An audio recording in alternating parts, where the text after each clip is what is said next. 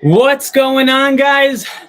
Welcome to Star 6 Media Divisional Round Football. We got the Chiefs and the Jags. The Jaguars will receive the kick. The first pass is an incomplete pass. Doug Peterson coming off a huge win. Jacksonville has turned their season around. Can they take on the Chiefs on the road? It's very, very loud. Lawrence in shotgun for the second play. A quick throw to Etienne. Etienne finding a little hole and getting 7 to 8 yards. Brings up a 3rd and short. And that's going to be clutch right there. Jacksonville is going to want to stay in 3rd and short distances.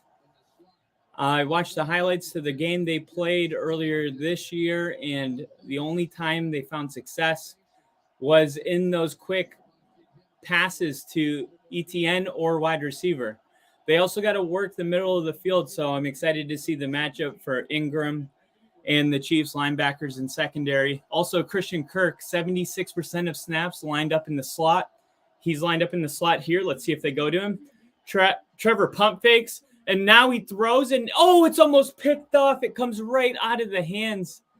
Oh, Trevor lucky that one wasn't completed. Trevor looks like, it's very, very loud. They're all going to need to calm down. Jinja in the chat. What is good, man? Happy to have you with us. Hope you're enjoying this weekend. Hopefully you're not working. Are you working today? Ooh, man. You got lucky on that one. And the punt is off clean. So a 3 and out for the Jags. This is a huge punt, and it's going to be received at the 12, and then he's going to be down at the 15 or 16.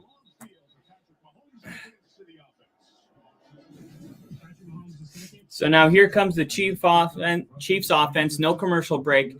The Chiefs defense, a lot of people aren't really talking about. They're going to need to step up today. That 3 and out was pretty big. They are ranked last in the league in touchdowns given up on passing touchdowns. They're ranked last in the league in red zone defense. And they're ranked last in the league in passing yards. So can the Chiefs ride the back of Mahomes to another conference championship game? The first play is going to be an option play. It's going to be a pitch to Pacheco. That's good for 12 yards and a first down. And Ginger in the chat said, I'm off all weekend. It's my weekend with my daughter. Love to hear it. I hope you guys enjoy your quality time together. See, I was nearly all the way set up, and then I was like, screw it. I'll just go live. I didn't want to miss any of the snaps. All right, so here we go. 1st and 10 shotgun. Patty Mahomes. He's got the ball. He's going to pass. And he's going to throw it to Travis Kelce, and Kelce gains 7 yards. So Kansas City going on a little drive here. Ginger said, she's saying next to me playing some Roblox. Oh, dude, I can't even keep up with all the terminology. I don't know if you know or not, but I have a 3-year-old. He'll be 4 in a couple months. 2nd and 3, Mahomes shotgun standing at the 30. He is going to pass, and he's almost going to get sacked, and he jumps and throws it, and he gets it to Travis Kelce. And that's going to be a first down, and that'll bring the Chiefs close to midfield.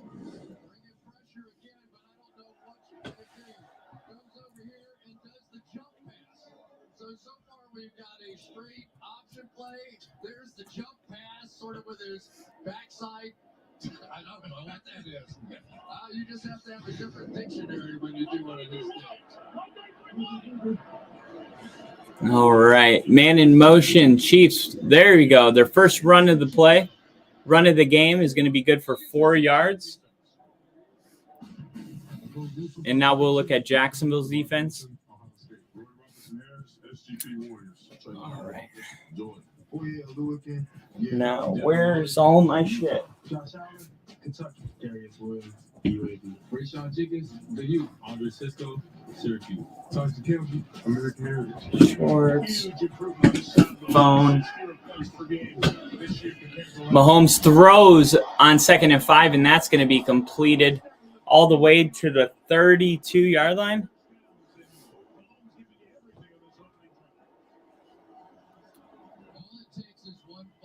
Got all of my Broncos haters.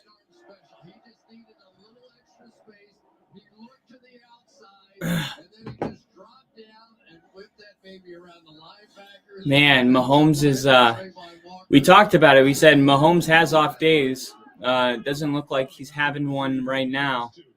Hasn't thrown an incomplete pass yet. Now he'll throw, and this one's good for, wow, he stays in bounds and he gained a 9. So see if they're in the red zone. They're about to approach the red zone. Maybe at the 22, 21-yard line. Kansas City's just having their way right now. 2nd and 1.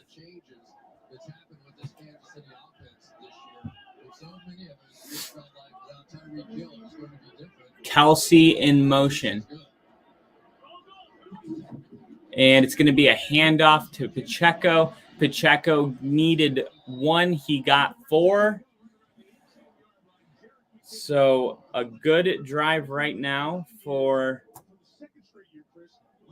Kansas City. I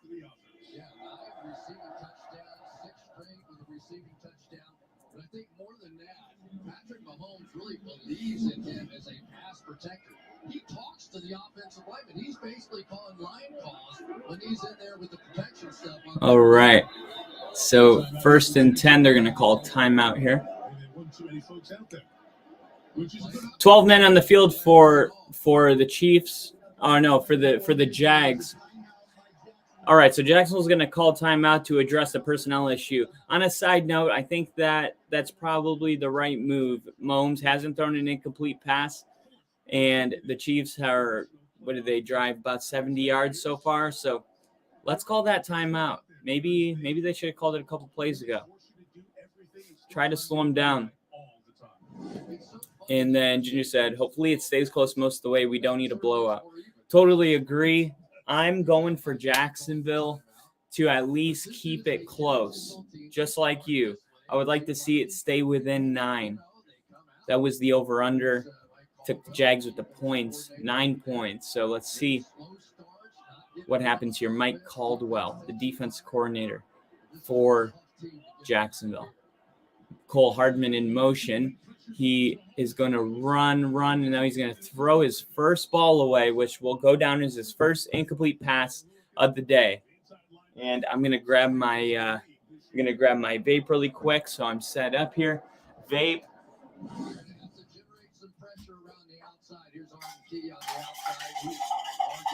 Some water. Josh Allen on the outside, 41. So they get him flushed outside the pocket. Only one receiver on that side of the field for Patrick Mahomes and to throw it away.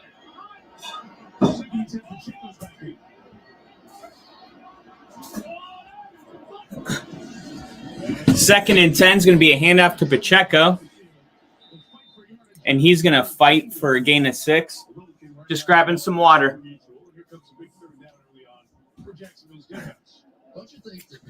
Monumental 3rd down. Can Jacksonville get off the field?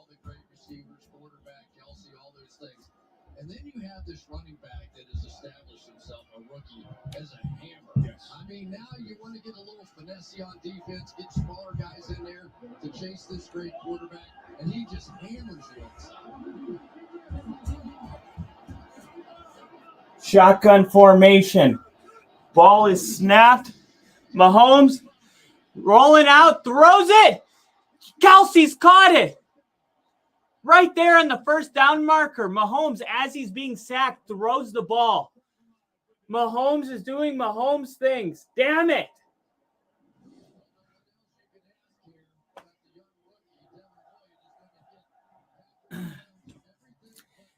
Was hoping Mahomes would not do that great. Freaking killing it right now, dude. Mahomes is on one. He's on one. He's 5 for 6, 49 yards. They've gone the entire distance of the field. All right. Mahomes is going to throw here to Kelsey, incomplete.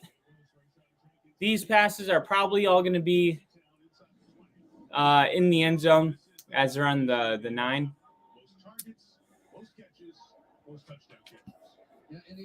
Ooh, thank you guys for joining this extremely important game. Jacksonville versus Kansas City Chiefs. Duval County riding the high of coming back from 27. One of the greatest playoff comebacks I've ever seen. But can they take it into Arrowhead, where they're the road team? And Mahomes is going to snap this. He's rolling out to his right. He's going to throw it to Kelsey, and Kelsey's going to get in. Touchdown. So 7 immediately for the Chiefs, 6 to be specifically. We'll see if that extra point goes. We got Butker, so a lot more automatic than what we saw last week from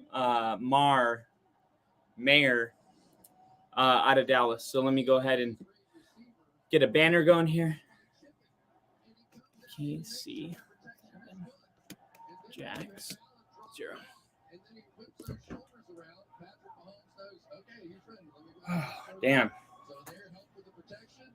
Now, how will Trevor Lawrence respond to this? That's going to be, and the extra point is going to be good. The way that Trevor Lawrence responds to this is going to tell me a lot. Because Jacksonville came out and the crowd was really loud. Lawrence had his hands over his ear trying to hear the play. And Lawrence said yesterday, he said, I have a hard time believing it could be any louder than it was here, talking about the game that they hosted against the Chargers. I'm like, dude, I understand you're a young guy trying to be confident, say all the right things, but of course Arrowhead's going to be louder than Jacksonville. All you have to do is play a game in Arrowhead and you'll learn that. But he said that, and I bet immediately he understands that there is a difference. The way Arrowhead has built their stadium is literally for the sound to bounce off the walls and create an echo. So, I mean, the infrastructure of the way it was built is to be a loud stadium. And I could tell just the Jacksonville Jaguars had some shakes. They were a little nervous. They were not settled down or calm. They need Trevor Lawrence to settle down. And in this game against the Chiefs, he has to settle down early. He can't settle down at towards the end of the first half. Because the Chiefs are not the Chargers. And I think we all agree on that. The Chiefs will not let you come back from a 27-point lead. They're going to need to come out here and smack Kansas City in the mouth. And so far, it's Kansas City that is doing the smacking. And Jacksonville, 3 and out. Can't do any worse besides, throwing a turnover, which he almost threw a pick on that third down. So 3 and out with a turnover-worthy play. Joe Burrow against the Ravens last week had 0 turnover-worthy plays. It's an incredible stat. So 1 turnover-worthy play for Trevor Lawrence, a 3 and out, and for the defense of Jacksonville, a 90, maybe 88-yard touchdown drive. So far, really nothing that you see from Jacksonville that you're like, hey, at least that's going. And Kansas City looks good. It's just the first drive, right? That's all I'm breaking down. I don't think this is a telltale how the game will go, but I do think it's important for Trevor Lawrence to respond to Mahomes and put some pressure on him, right? All the pressure right now is on Trevor Lawrence. You go down and score a drive of your own. I'm not saying that you're going to, take his confidence by any means, but now Mahomes knows, hey, if I'm not on my game, we might lose this, right? So you got to put some pressure on the Chiefs offense.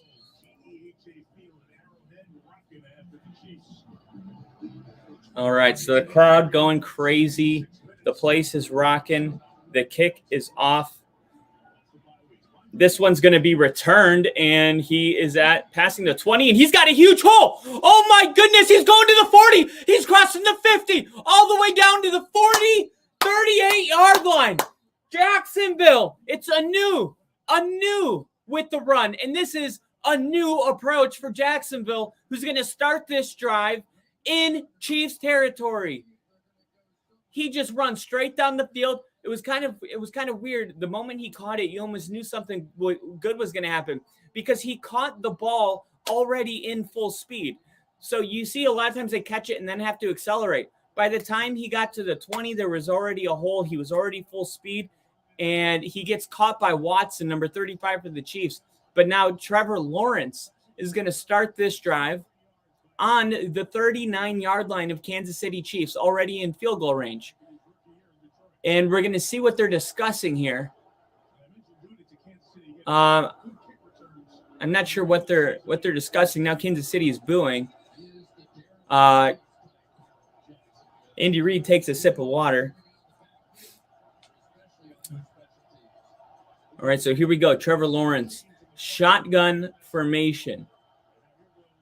How will they respond to that great play? Well, another quick throw. This one to Christian Kirk, and Kirk is going to gain 7 yards. So a lot of easy throws is what I expected to get Trevor Lawrence in a rhythm and calm down the Jaguars. And that was a 7-yarder to Christian Kirk. The middle of the field for Kansas City has been exploitable all season long. You can attack them in the middle of the field. So I'm looking at that matchup too.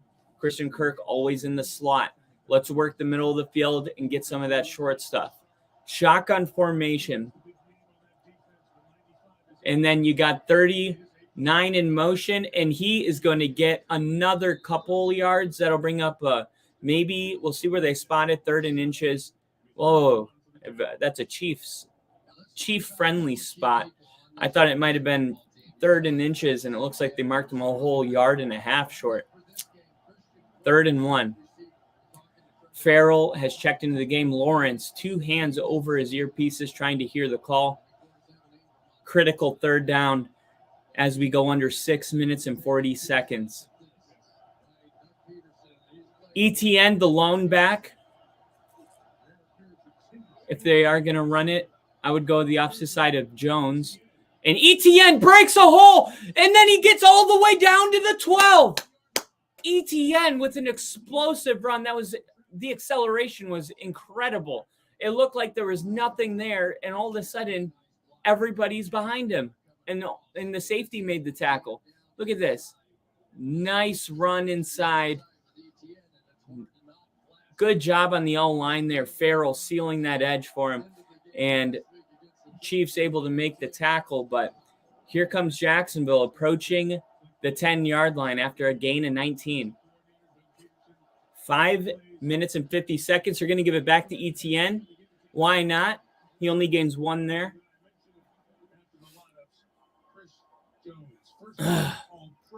Second down coming up. And I mentioned it earlier. I'll say it again because it's relevant. The Chiefs are the worst red zone defense in the NFL. They've given up the most passing touchdowns in the NFL. So we're in the red zone. Can the Chiefs put something else out there that is different than what they've been all season? Or does the shootout begin now? Lawrence, shotgun formation. He's going to pass. He's going to throw it up to Christian Kirk, who's got it. Touchdown! Jacksonville's on the board. Duval! And as we talk about passing touchdowns and the weakness for Kansas City in the red zone, Trevor Lawrence immediately, Christian Kirk's lined up in the backfield. And what happens is the linebackers matched up on him. So he just runs a swing route, almost as if the halfback went out for a wheel route. Christian Kirk does that. He sees the matchup with the linebacker, and he says, I like my chances. And he won. It was a great throw, but he had a hole maybe 2 feet on the linebacker. Just use his speed. Great job seeing that by Trevor Lawrence, a youngish quarterback, right? Not a rookie, but the IQ to see, hey, I got Christian Kirk matched up with a linebacker. I'm going to go to him. There was never any doubt where that ball was going. and Jacksonville gets on the scoreboard at 7-7. And Jinja in the chat, got to get some TDs down here against KC. Field goals won't get it done. Totally agree with you there. And then we got my favorite, Duval County, baby. For those of you that don't know, I moved to Jacksonville when I was 8 years old, and I lived there until I was 18. So a full decade of my life has been in Duval. A lot of people don't know this about Jacksonville, but Jacksonville area-wise is very spread out. It's the biggest city in the country in land. So there's a lot of different parts you can live in Jacksonville. I lived around St. Augustine, which is the oldest town in the United States, I believe. I lived in Jax Beach for a year. There's Jax Beach, and then you keep going down A1A, which is the road where the beach is on, and it turns into Ponte Vedra, which is where the rich people are. And if you follow golf, the Players' Championship is hosted there. It's a pretty big deal. I lived in Orange Park, which is a little more hood. I lived in Mandarin. I mean, I've gone pretty much every direction you can go in. Well, that sounded weird. I've lived pretty much everywhere that you can live in Jacksonville, and there's some nice parts that I loved, and there's some parts that if you didn't grow up there, you wouldn't appreciate, because my job took me to Jacksonville, and everybody I was with said the same thing. This place sucks. This place is boring. I want to go somewhere fun, because they were like younger and wanted to party. I was a little bit older, and I already got that out of my system from being in Miami. And you know how it is, like if you grow up somewhere and there's nostalgic restaurants and it's a house party type place. It's not a big club scene. It's more of a house party scene there. And the people that love Duval, love Jacksonville, they really love it. And the people that don't like it really, really will pound the table and tell you there's not shit to do there. But that's because it's not built for attractions. It's built for friends. It helps if you go to high school there, but. And this kickoff is going to bounce into the back of the end zone. Helps if you go to school there, because there's just not a lot of ways to make friends as an adult. I mean, I go to the gym and stuff like that, but it's easy to have friends in high school. When you're an adult and you're busy and you have kids, it's hard to make friends. All right. No more friends talk. Travis Kelce's got 1,338 yards in the season. That's 424 more than the closest tight end on the list. So Travis Kelce is first among tight ends with 12 touchdowns. And he's just he may go down as one of the best all time. There's another great Kansas City Chief that's going to have a say in that, Tony Gonzalez. Mahomes avoids the sack. Now he's past the line of scrimmage and he has to run. And he still picks up 6 yards, and a late flag comes in. We'll see what this flag is on. Let me fix some stuff real quick. My chair's sucking. Holding defense. Come on. BS. He was already running. How are you going to call holding on that? You have to get physical with him. It's really your only chance with Kelce, right? And so one of the questions by coming into this game is, how did the officials let them play? The decision was made by Jacksonville. Let's be aggressive and make the officials take us out of that. It was pretty open football last week when they played the Chargers. 35-20, a little bit of a block about this Stickley, pulled in by Trey Herndon. The nickel for the Jaguars, but still gain of 6 for the Chiefs offense. It was so interesting. We got a chance to talk about Travis Kelce, about Andy Reid, and exactly how. Got my water. And there's such great. Oh, sweet. Didn't miss a play. They're not only involved in the design, they get to think of their own plays. All right. 2nd and 4, 4 minutes and 10 seconds left in the first. We got a knotted ball game. And Mahomes is going to throw, and it's a screen to Kelsey, and Jacksonville reads it perfectly. They lose 2.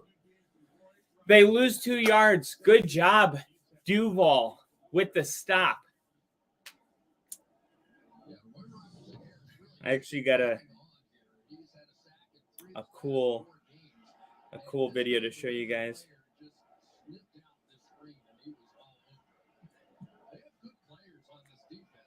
This is tell you after this 3rd and 6. So it was 2nd and 4. The screen doesn't work. 3rd and 6. Shotgun, Mahomes looking, the pressure, trying to get home. He steps up and throws it, and it's complete. And Mahomes has the best O-line. He's got 2 guys that have a 99 and 98% win rate again on the pass. But Mahomes is still the most pressured quarterback. So Mahomes has the ability to hold the ball for longer than your average quarterback. And he does. He holds it until there's pressure or until somebody gets open. Now you're bringing pressure, which means that you got the Jags playing man. And how long can you play man against these guys? I mean, after about 8 seconds, if you didn't sack him, ooh, good move. And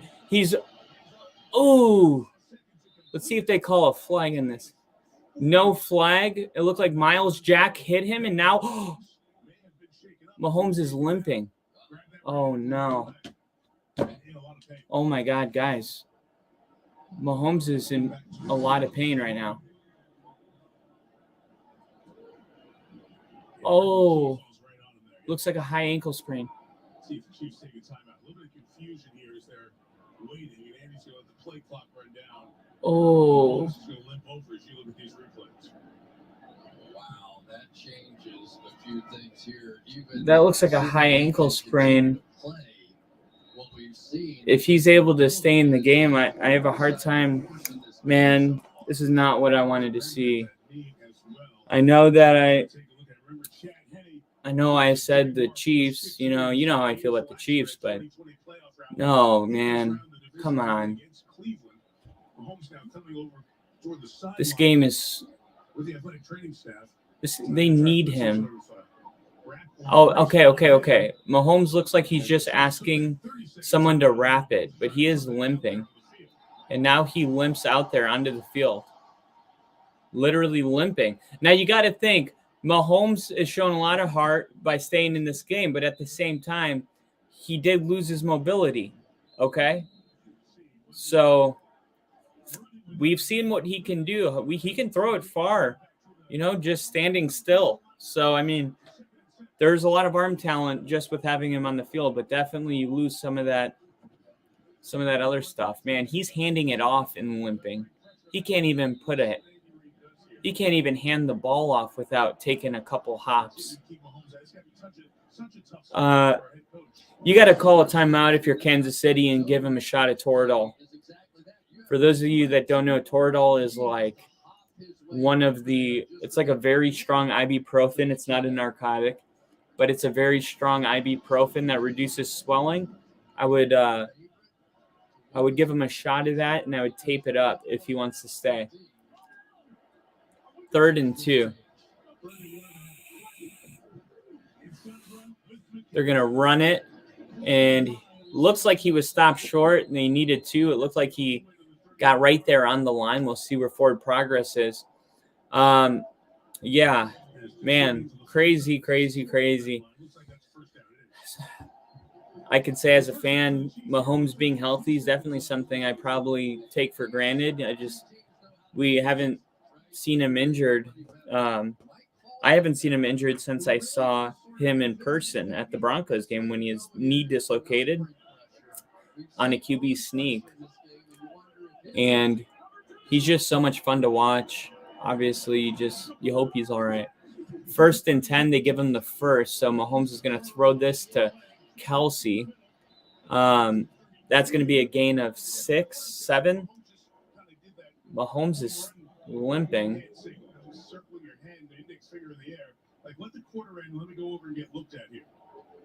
And that'll be the last play of the first quarter. Now he's going to look at Patrick Mahomes as the whole limp over. What's happening here changes as they will wrap up and look at Mahomes. Here's the injury as we head to break after one. Oh my goodness. Tied at 7. You're watching the divisional. So we're seeing the toughness required to play quarterback in this sport once again displayed. And Mahomes is leaving the game seems like it's not an option for him. If you're not watching this, I could assume that it would be easy to underestimate or downplay the injury, but I don't know if I told you this story, but I went skateboarding one time, and the crack in the sidewalk wasn't even. So I was going pretty fast, but I hit a higher crack, and it stopped the skateboard. But all of my speed kept going forward, and I stepped off of the curb. I was on the sidewalk. I stepped off of the curb onto the road, and my ankle landed weird, and it snapped. Like, literally snapped. I could hear it. It was all black, the whole side of my leg. I couldn't even crawl. I couldn't crawl.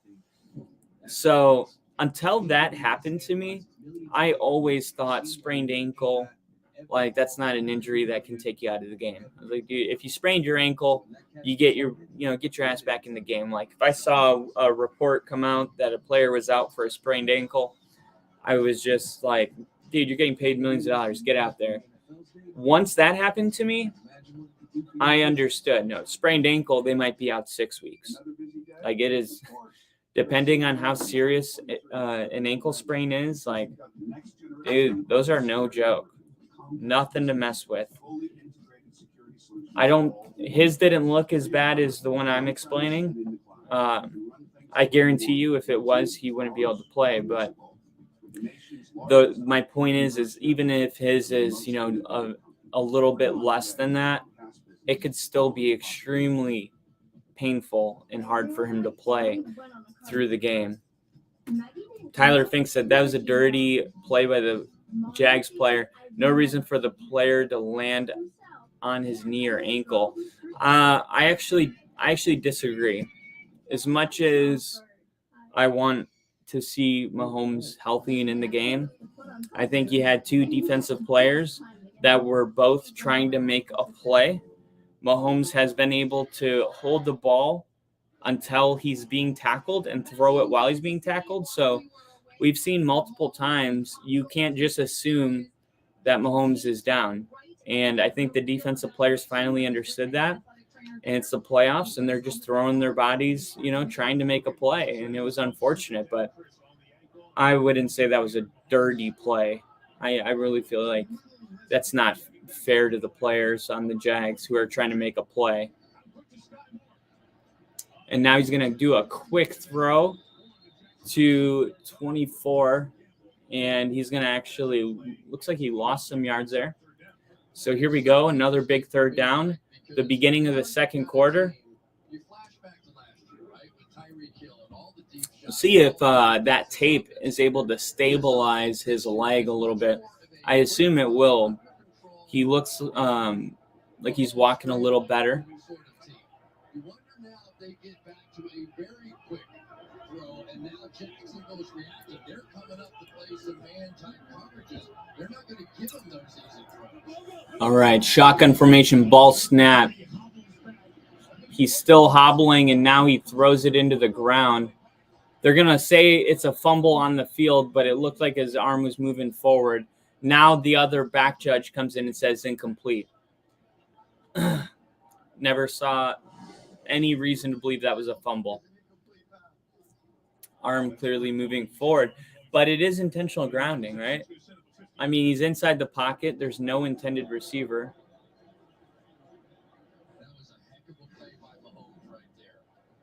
So here's a 50-yard field goal.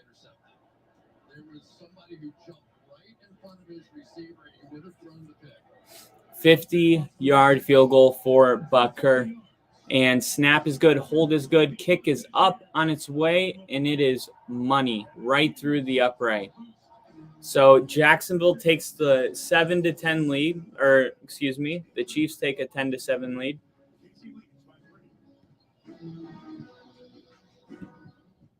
Laundry Chicks, the bargain jug. That's a huge jug of detergent. Yeah. Isn't it a bargain? You know that bargain detergent is 85% water, right? There we go.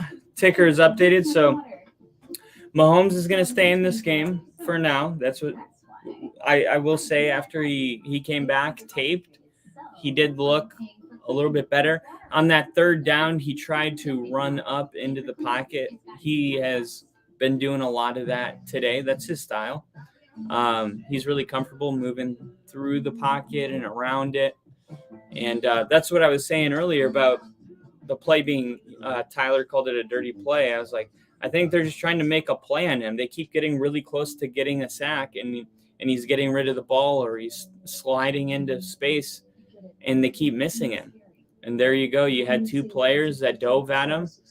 They were one kind of in the front of him, one behind him, and they did make a play. It was just unfortunate that the other person landed the way he did, but that goes like Adamik Suh stepping on Aaron Rodgers, right? That is a dirty player, and that's a dirty play.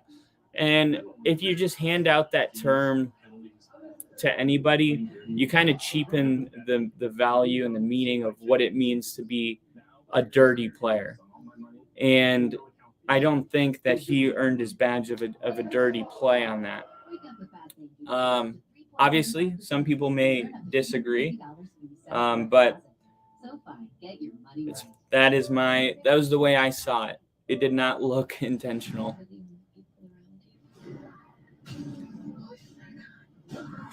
It's so funny that they're. What is this? Sick? Peacock is, I guess, a new movie's coming out called Sick. I wonder if it's going to be sick.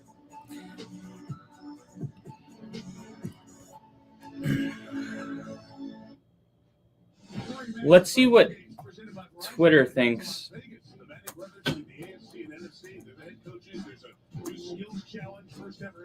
See what Twitter thinks about it. Son of a bitch.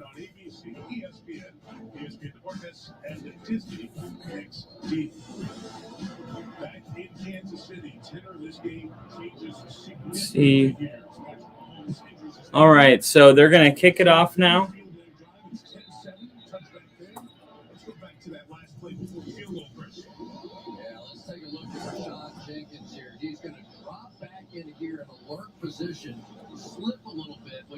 Here we go. Mahomes with a high ankle sprain. I'm just curious. I didn't want to call Tyler out or anything. Or unvalidate his opinion. I understand that that's an opinion. I'm just wondering if other people saw it that way. Or is it just me?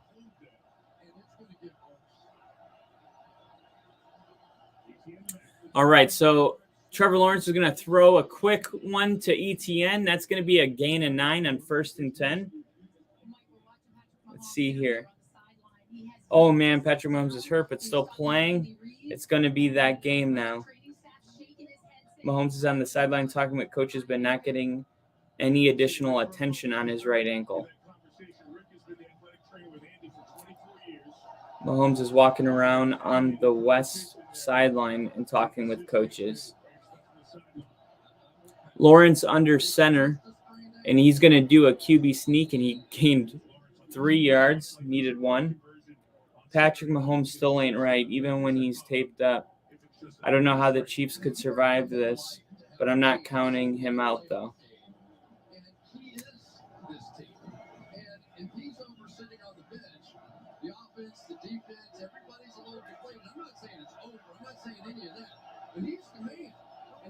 We will see. All right, so a handoff now. Wow, Hasty finds a hole and takes it all the way to the 40-yard line in Kansas City territory. And he said Vontez Burfict was dirty as hell. Vontez Burfict. I'm going to have to look him up.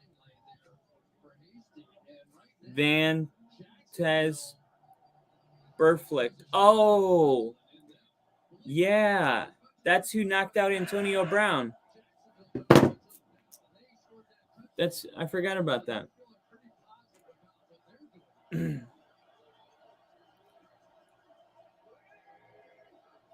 All right, so this is going to be a snap. Fake to ETN. Rolls out to the right. Finds Ingram. Ingram is going to be clutch. Those are my two guys. We're talking about working the middle of the field. That's a big weakness on Kansas City, the middle of their field. Let's see that matchup between the safeties and linebackers on Ingram and Christian Kirk in the slot. And here's one right here to Ingram, and he's able to pick up, it's at 8 yards, maybe 9. Was that a first?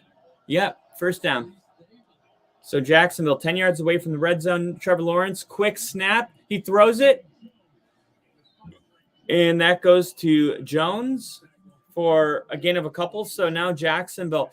Now this, look, I understand the Mahomes hurt stuff, right? But this, before that even happened, this was always my concern about the Chiefs.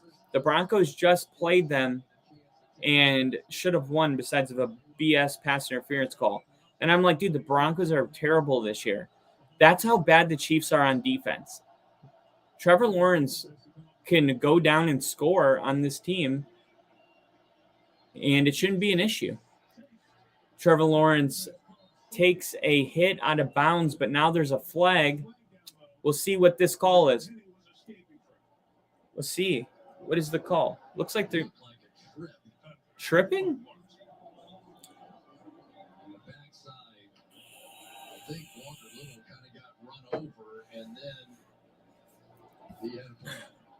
Bengals linebacker, he did it 4 or 5 times, it seems like. And then they're going to call holding on the Jaguars offense. That'll be accepted. So I think it moves from third and 4 to 2nd and 14. And Jin just saying that he did it a couple times. Yeah, like that's what I'm talking about. Like there are obviously like dirty players and dirty plays. If you watch that one, and actually going through Twitter, it seems that nobody thought that was a dirty play, even Chiefs fans. Because you know how the internet is. If it was dirty, it would be blowing up. All right, 2nd and 15. Lawrence is going to take a sack, and guess who? Clark. Looked like DJ Jones was also a factor. Now, Trevor Lawrence, really good. Man, I literally wrote about this. I never got to making the short because it was late last night and I fell asleep. But Trevor Lawrence is really good at scrambling and getting away from pressure.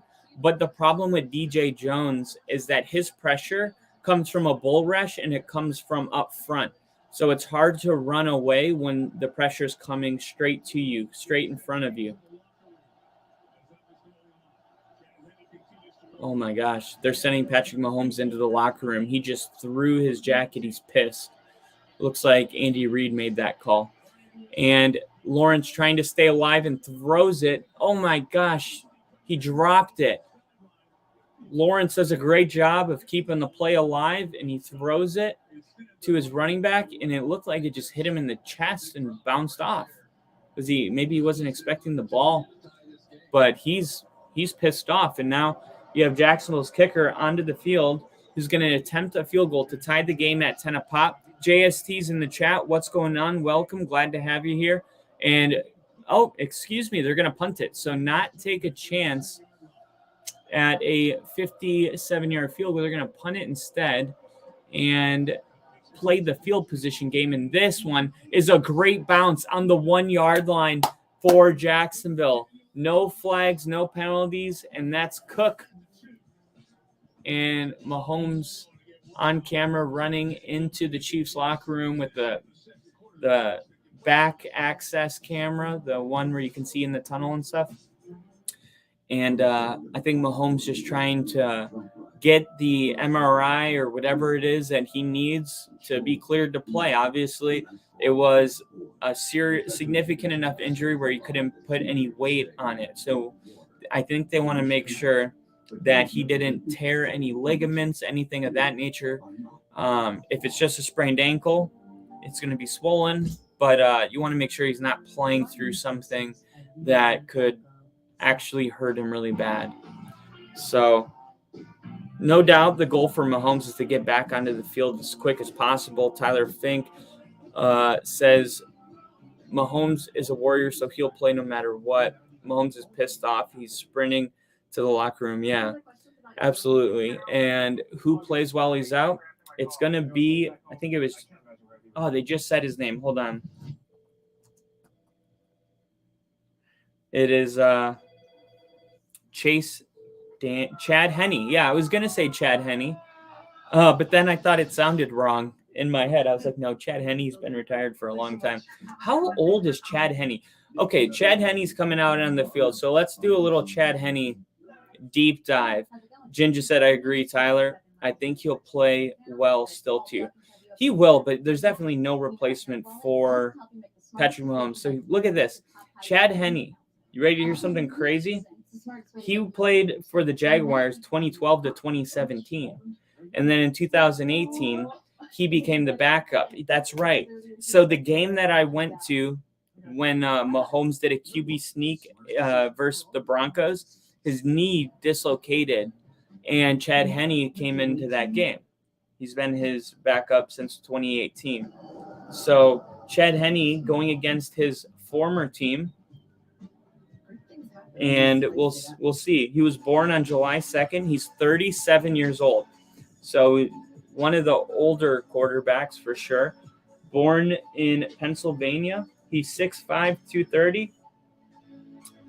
He's got 2,015 passing attempts and 1,200 completions, a 59.6 completion percentage, a 60 touchdown to 63 interception ratio, 13,290 passing yards, and a rating of 76.1. He played college football for the 2006 Michigan Wolverines. That was a team that included Jake Long. I believe he ended up – no, I think his brother Chris Long was the first overall pick for the Eagles. Don't quote me on that. But he actually was named the MVP of the game after he led his team to a 41-35 victory over the Florida Gators and reigning Heisman Trophy winner Tim Tebow. So he played that was his final college game, was against Tim Tebow, and he won. So pretty nice college career. So here's Chad Henne now. I expect them to try to do some of the similar stuff. The thing is like Andy Reid's like Kyle Shanahan. You don't need a lot to work with.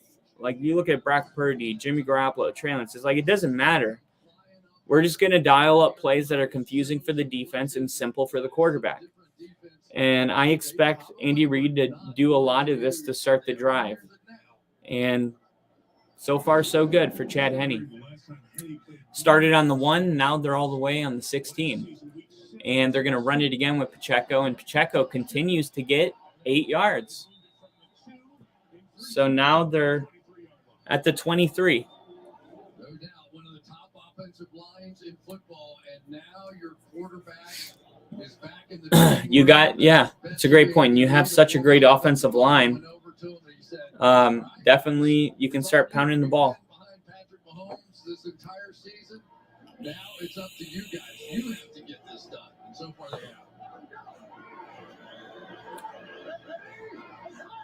have. We'll see if he throws it here on 2nd and 3. Pacheco in the backfield. He will. He had oh my God. Oh, it got tipped and it was picked and then he dropped it. I don't know how he dropped that.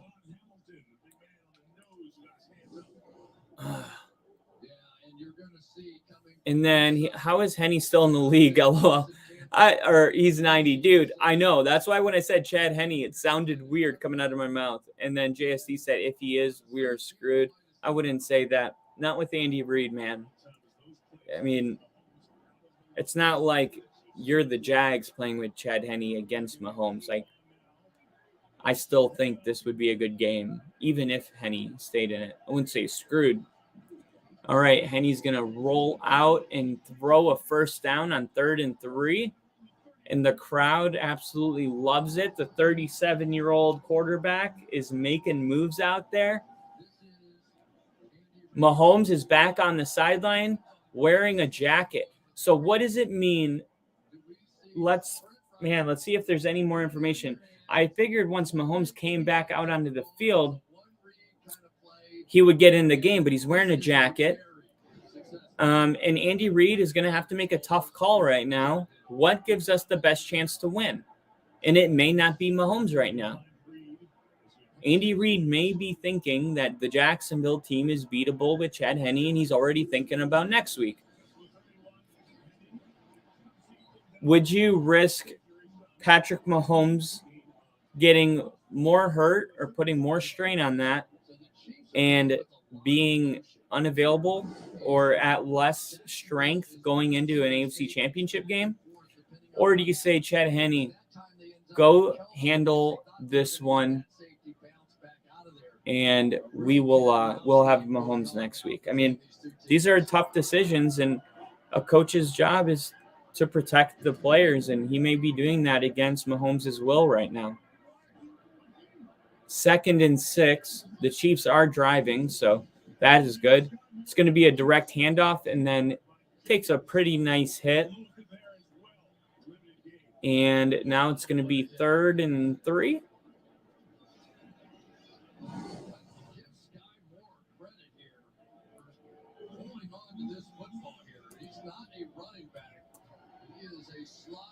Receiver, and that hit really came from almost nowhere.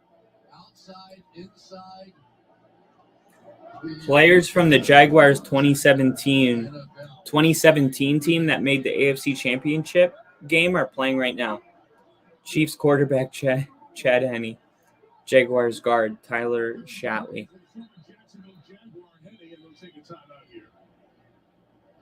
That'll be the second taken by the Chiefs. They're down to 1 here for the rest of this first half. Let's check out this chat real quick.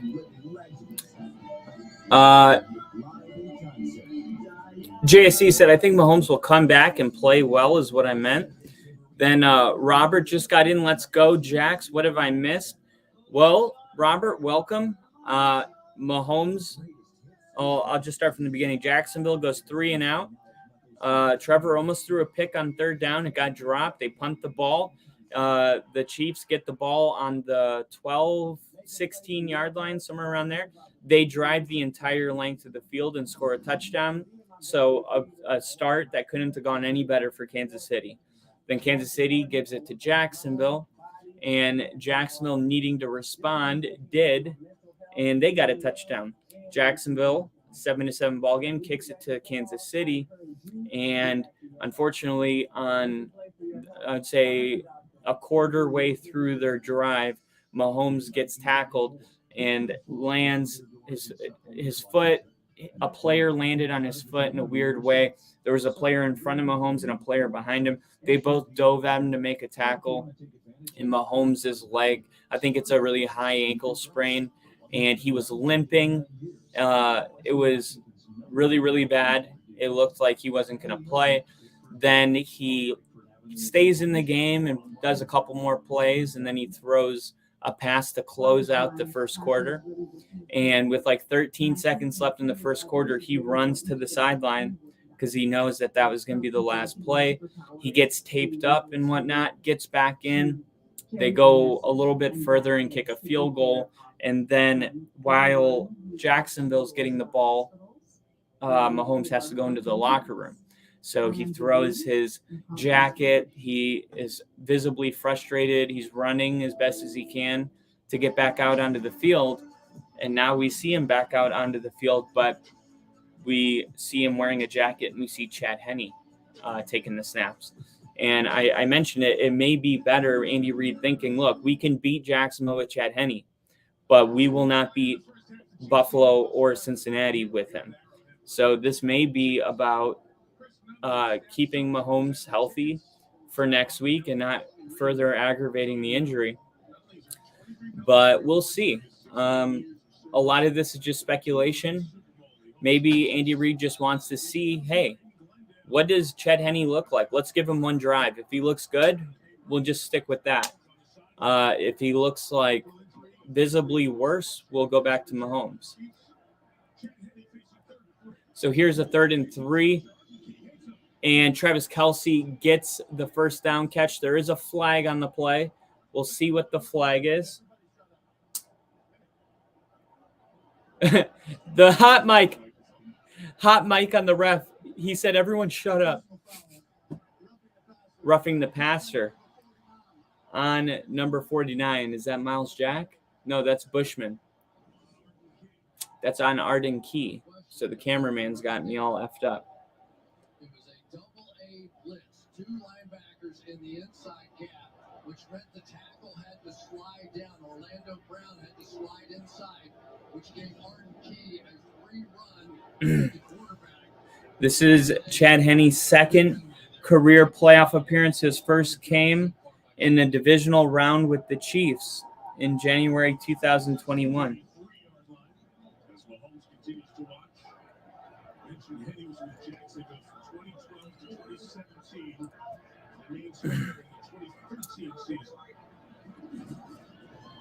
All right, Henne's going to throw here. This one is a little low, and it's going to be incomplete. Patrick Mahomes officially questionable with the right ankle. He was visibly very frustrated. Threw his jacket off. You see him there. He's trying to wave off Andy Reid and the head athletic trainer saying, halftime. We can evaluate at halftime. He was frustrated, went in. He did come out, however, with a much stronger tape job. Okay, so he came out with a much stronger tape job. So right now, I mean, this is a really good scenario for Mahomes. Pacheco is going to bounce off of a tackle, and now he's taking it all the way. Oh, did he score? Oh, my goodness, Pacheco showing off his speed. What is Pacheco's 40-yard dash time? Dude, he hit a gear that I don't know if I've seen. Pacheco, Chiefs, 40 time. What is 4.37? Yeah. Yeah. Yeah, 4.37, dude.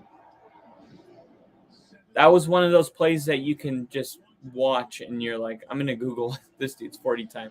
Give it back to Pacheco, and now he takes it to the 1 yard line. So it goes from so anyway, it looks like Andy Reid and the Chiefs are going to take a 17-7 lead here. And look, halftime's right around the corner. Okay, there's only 4 minutes and 20 seconds. Shout out 420 left in this game, left in this half. So what did you do? You put in Chad Henne, and he went on a 99-yard touchdown drive, pending one more yard here. And Mahomes isn't at risk. And touchdown Chiefs to Travis Kelce. Do you need Patrick Mahomes to beat the Jags? That is the question. Is it necessary? Is the juice worth the squeeze? I don't think so. You just had your backup quarterback on a 98-yard touchdown drive, and you got a two possession lead right now. So Travis Kelce with the touchdown. There's going to be 4 minutes left. I didn't see the exact time, but it was 4:20 before that play. 3:54. So I think Jacksonville has to score. I think that's really important.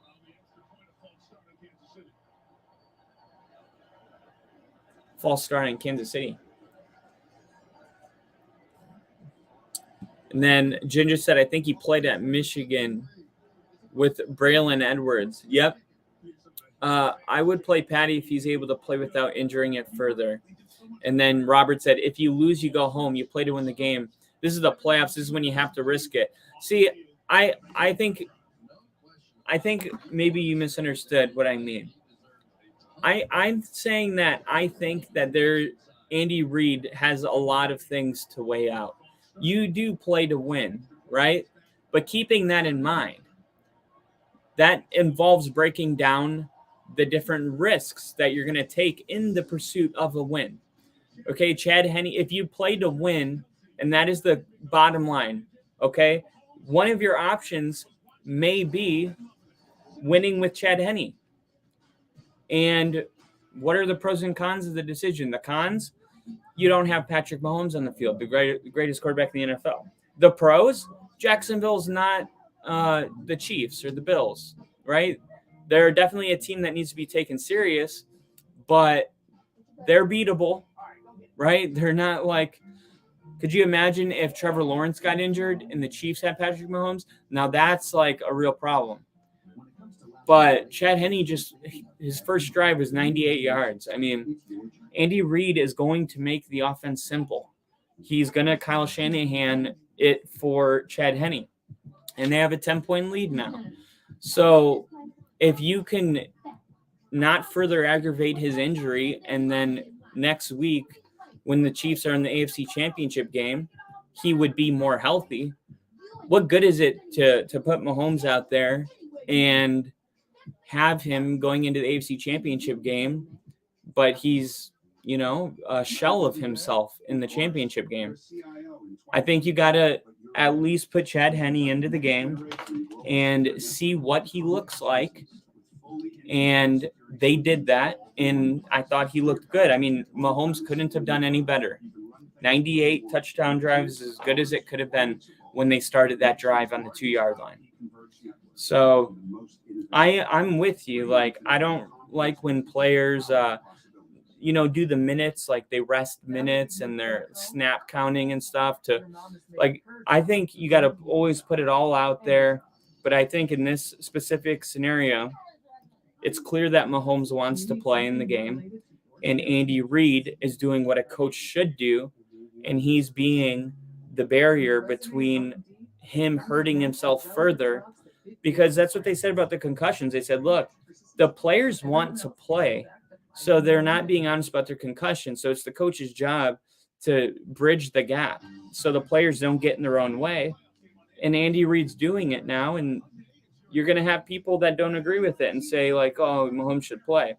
It's like you're damned if you do and you're damned if you don't. But at least Andy Reid's on the side of protecting his player, because it just doesn't even seem necessary to have him in the game right now. You have a 10-point lead. I mean, if Jacksonville scores 17 unanswered and it's 24-17 and Mahomes wants to get back in the game, like, we cross that bridge when we get there. But I just feel like it's not an issue that needs to be pressed with a 10-point lead with 3 minutes and 50 seconds left to get into halftime. Sorry, I didn't even see the comment here. Junior said if they get a stop here, they probably keep Henne in next possession. I agree. I don't expect to see Mahomes until at the earliest the beginning of the third quarter. I think Chad Henne has to at least have one bad drive to justify playing an injured player. And then Robert said, as long as you're winning, I agree. But if they start to flounder, put Mahomes back in. Exactly. Couldn't agree more. Because, I mean, once you get to the point where you're losing, like, it's not about next week anymore. So, totally agree with that. Honestly, if I were Andy Reid, I would do the same exact thing that he's doing right now. I wouldn't do anything different.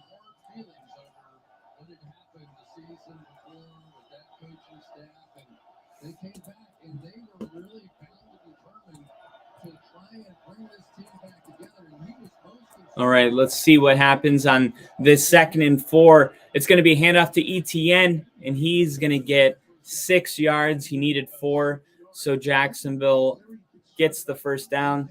Going at a faster pace, not necessarily, a 1-minute urgency, but definitely incorporating that 5-minute offense or 3-minute offense, rather. And this is a scenario that is practiced all season long, all training camp. This is your 3-minute offense. Let's see how efficient Jacksonville is. Not a great defense in Kansas City. I want to see them at least get a field goal. He's going to fake the handoff, roll out. Looks like he's taking a shot downfield, and it is all the way down. Christian Kirk dropped it. Oh, no. How he dropped the ball.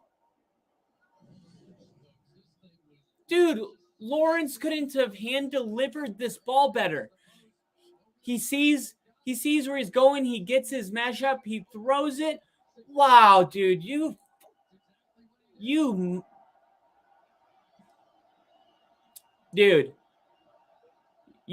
just not made for the moment. The pressure. What are you doing? How do you drop that, man? Gosh, that's so hard to see.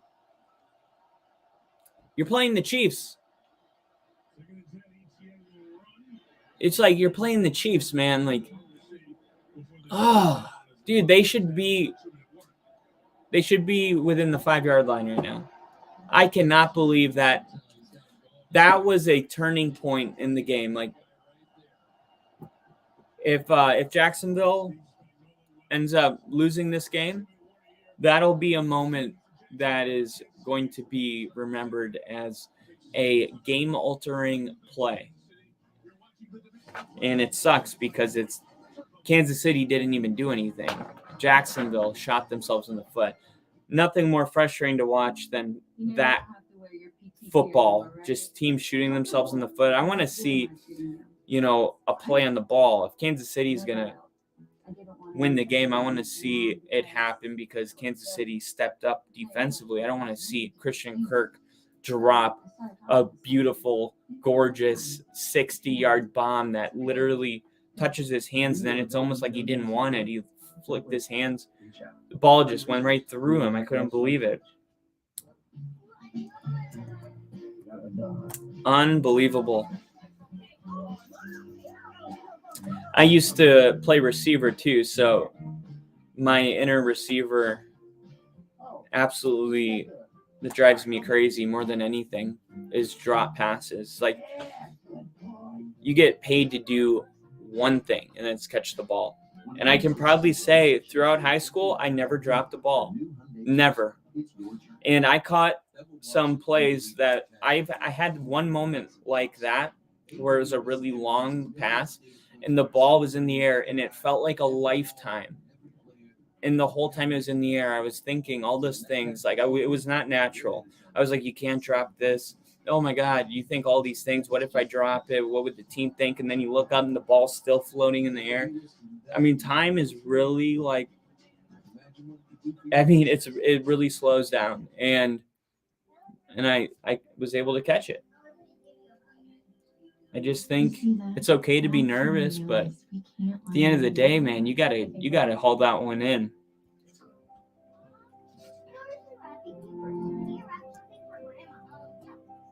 You know what? They should probably go right back to him to get that confidence back. Let me know what you guys think about that. Going right back. Oh man, Twitter's going crazy. They're showing that drop and they're saying the same thing. Things that can't happen when playing the Chiefs, Exhibit A. Collinsworth calling that an overthrow by Lawrence instead of a drop by Kirk is hilarious. Oh my gosh. I had the volume. Obviously, I didn't hear him say that, but if I did, I would have lost my shit. All right, so here we go. 3rd and 6. We're back from the 2-minute warning. 3rd and 6. Do they go back to Christian Kirk? Let's find out. Here we go. Shotgun formation. You got Ingram on the bottom of the screen. You got Christian Kirk. See, it looks like he's on the top. Here's an audible. And Lawrence is going to throw it to the middle of the field to hit Christian Kirk. We talked about the slot matchup and the weakness of Kansas City in the middle of the field. This is a good weakness to exploit for Kansas City.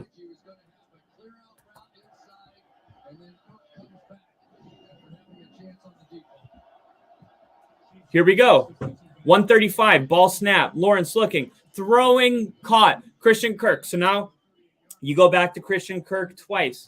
I love that personally. I think that is a great thing to do in the situation that they find themselves in after that disgusting drop.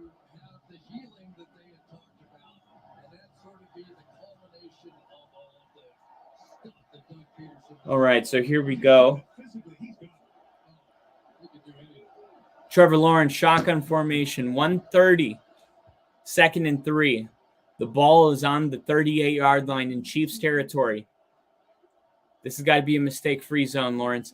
He's avoiding pressure. Wow, he flicks it to the running back in a very Patrick Mahomes-esque type play. And they get the first down, and he gets out of bounds with 124. Okay, I'm just checking the comments, see if we had anything there. Once again, thank you guys for joining for this divisional round playoff game between the Jaguars and the Chiefs. Really appreciate you guys tuning into this stream specifically, and don't take you guys for granted. All right, here we go. 1st and 10, 1:24 left in the quarter. Jax has 2 timeouts. They're going to hand this one off. It's going to be a gain of 4, so that's going to bring up 2nd and 6.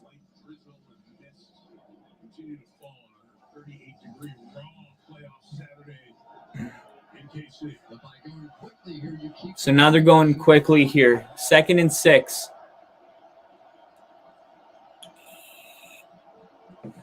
He's going to throw it. They're bringing pressure. He throws it to Christian Kirk, who, man, it looks like he caught it and froze. Maybe if he would have been a little quicker. Targeting that middle of the field is a good move. Very vulnerable in the middle of the field. And I said that would be a key matchup for Lawrence today. Here we go. 3rd and 2. They're going to throw it.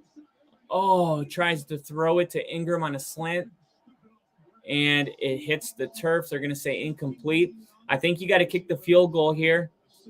It's 4th and 2, but you know what? If you go into halftime with 10-17, you feel so much better than 7-17. Go out there, get the field goal, 1 possession game, and keep your head up, because this is a good Chiefs team that you're playing. Obviously, you're going to need to have a better second half, but 1 possession game, anything's possible. So here we go. It's a 40-yard field goal attempt. The kick is on its way, and oh my goodness, you guys, it barely squeaked into that right upright. It was almost a miss, but it's not. So that's going to make it a 1 possession game, and we will update the ticker. I got a couple updates to do. Literally the worst at this. I suck at this job. All right. So here's something I wrote. I emailed it to myself. I was going to turn it into a short last night, but I didn't get around to it. Jacksonville's performance last week was the definition of a tale of 2 halves. Their first half performance absolutely cannot happen if the Jags want to stay in the game. The Chiefs are not the Chargers, and they won't survive that type of performance. Jags need a big game from Lawrence. It will likely come via throws placed in the middle of the field. KC ranks 29th on those throws, while Lawrence has found success this season between the hashes. Throwing over the middle means targeting slot receiver Christian Kirk, who will be covered by L'Jarius Sneed. Evan Ingram winning the matchup versus the Chiefs linebackers and safeties will be crucial. Trevor will need time to throw. Jacksonville's O-line will have its hands full with Chris Jones. Lawrence has shown the ability to avoid sacks, but it's going to be more difficult with pressure up the middle, and that's where Jones thrives. If the Jags can't contain Jones, they may have to work the checkdowns more often than they would like. There's always a temptation to play conservative against Kansas City and keep Mahomes on the sideline. But the Jaguars really need to do the opposite and put the game on Lawrence's right shoulder. This gives Jacksonville the best chance of winning. So I kind of look at, and that's why we said this needs to happen for this to win when we predicted our divisional round. Because I just like going through, there's a lot of data out there, and it's fun to, it's like a puzzle, What are the Chiefs bad at? Make a game plan just as a fan. And then when you do it and you're watching the game and you can see them attacking the middle of the field, it feels good, I mean, maybe that's just me because I kind of always wanted to get into coaching. but it's just really fun. I feel like you can also give a better product to your listeners and the people that follow the channel versus just giving the same old stuff that everyone else does. Let me hit that comment. One score game here in Kansas City. Maria Taylor back with you and coming up on the Toyota halftime. He said that U of Miami tattoo looks like a horseshoe. Jinja, it is a horseshoe. It is a Colts horseshoe. It's not a U of Miami. Florida State is my college team. I would never put that disgusting U on my body.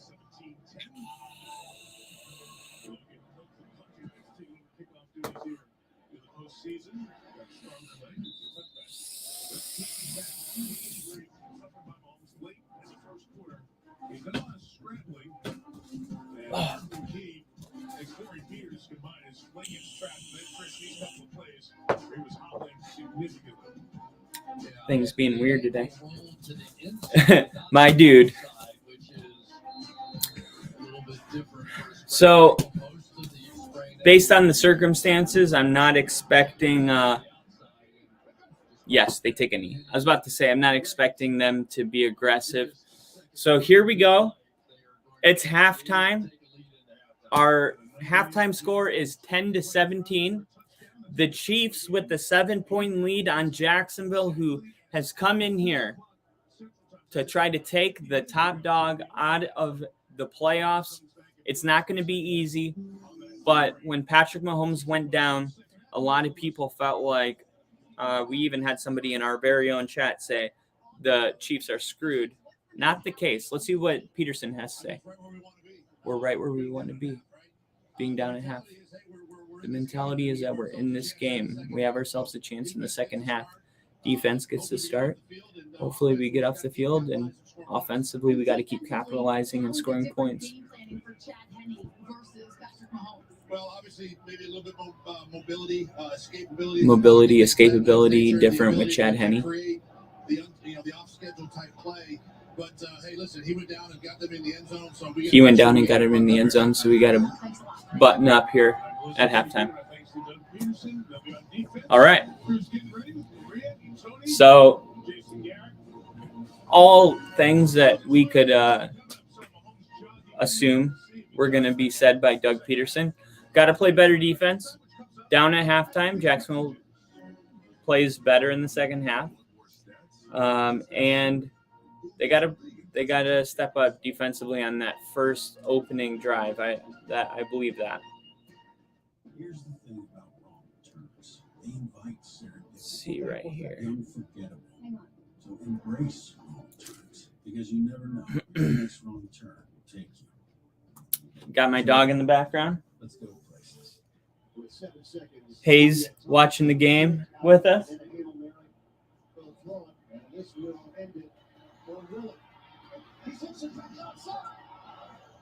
Good boy. Good boy.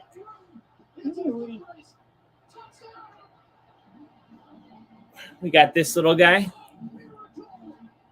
Everybody say hi to Woody.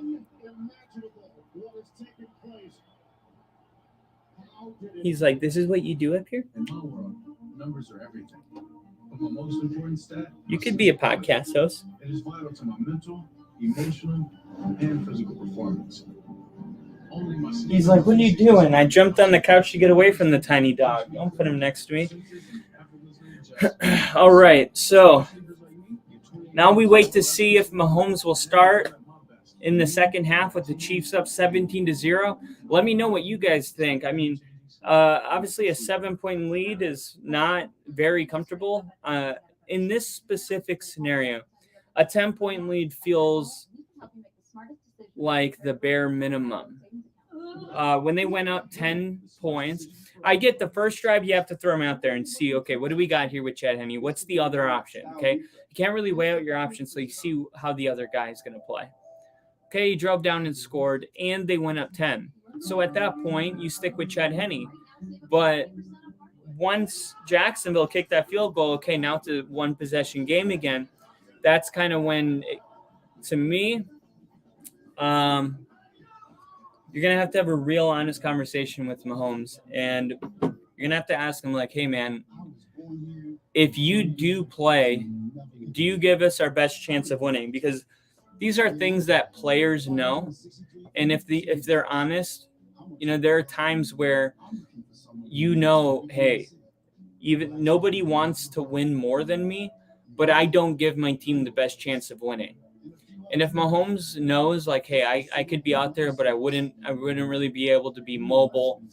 I would be a weakness on the field, and I would hold the team back. Then I think you go with Chad Henne. But if Mahomes says, like, no, like, honestly, like, it's a lot better since it got retaped. Just walking around feels a ton better. I think that you got to put Mahomes back in the game to start the second half. Obviously, those are conversations that we won't be a part of, but we can assume that conversation is taking place with Andy Reid right now and the training staff for the Chiefs. So we got the Sunday Night Football crew on the field right now. Jason Garrett, Tony Dungy, Chris Sims.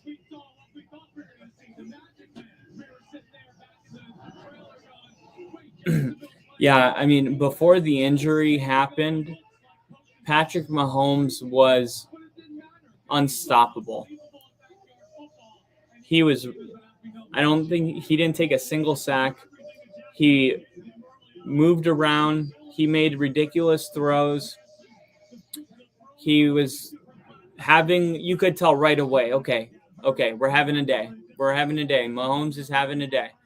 And there's been a couple times, I said this yesterday, both his Super Bowls, I don't think he had his best day. And the AFC Championship game last year, I don't think he had his best day when they lost against the Bengals. So we have seen, I don't think Mahomes is like, oh, he's scared of big moments. I'm not saying that. I'm just saying we have seen Mahomes have not his best day in big moments, sometimes in the biggest of moments in the Super Bowl. So it was interesting to see, okay, what Mahomes is coming out here today. Because when the Mahomes that came out on that first drive, when he's playing, the Chiefs are almost unbeatable. Like when Mahomes is firing and like it's all working and he's playing backyard football and he's playing loose and it just seems like it's impossible for anyone to keep up with him. It's like when Steph Curry is hot from the three, it's almost like, okay, like it's just a whole nother monster. So it's kind of sucks that he got hurt. But it is also the only reason Jacksonville may have a chance. As unfortunate as that is, I'm not saying that's a good thing. I'm just saying when he plays like that, I was like, I don't know if Jacksonville's going to be able to keep up with him. So let's take a look really quick. I want to see what the over-under is right now. Here, we got, here it is. So the over-under on this game was, I believe, 53 points. So 53 points. So basically 27 to 30 would be 52. Damn, that's actually a lot of points. How many points? 53. Damn. Do you think this game will go over 53 for an over? That would be 26.5 points per team. So if the final score is like 27 to 30, that would work. 27 to 27 isn't, something like that. Right now it's 17 to 10. So you need about 10 more points for the Chiefs. And then you need 17 more points. Or let's see. You need 17 more points for the Jags and 10 more for the Chiefs. I think that's possible. I definitely think that's possible. They gotta play smart. And I'm talking in the show about Travis Kelce. He's the best player in the offense. And you gotta be able to Rodney Harrison talking about getting Travis Kelce involved. He's the best player on offense. And that's what they did. Man, and for people just turning on the game and seeing on the bottom of the screen, Henny replaced Patrick Mahomes in the second quarter. That must be a terrifying thing to read out of context. What's up, Liam Wolf? Welcome to the chat. Glad to have you here watching the divisional round with us. How have you been? Hope you're having a good weekend. Hope you're not working. Hope you're just enjoying this football game with your football family. If you just joined, Mahomes went out with an ankle injury, questionable to return. Lil Jon is performing right now, turned down for what? So, man, look, if you told me, hey, Lil Jon is going to be at the halftime show and I'm Andy Reid, I would be like, all right, okay, we're going to make our halftime speech and talk. We're gonna do it in 5 minutes so we can have the team out for Lil Jon, because I'm pretty sure that will actually boost us more than any speech. And then Liam said, I saw the injury. And then JSC said, what a game we have tomorrow. With which one? We got 2 games, and I think they're both going to be good. So which one are you talking about? The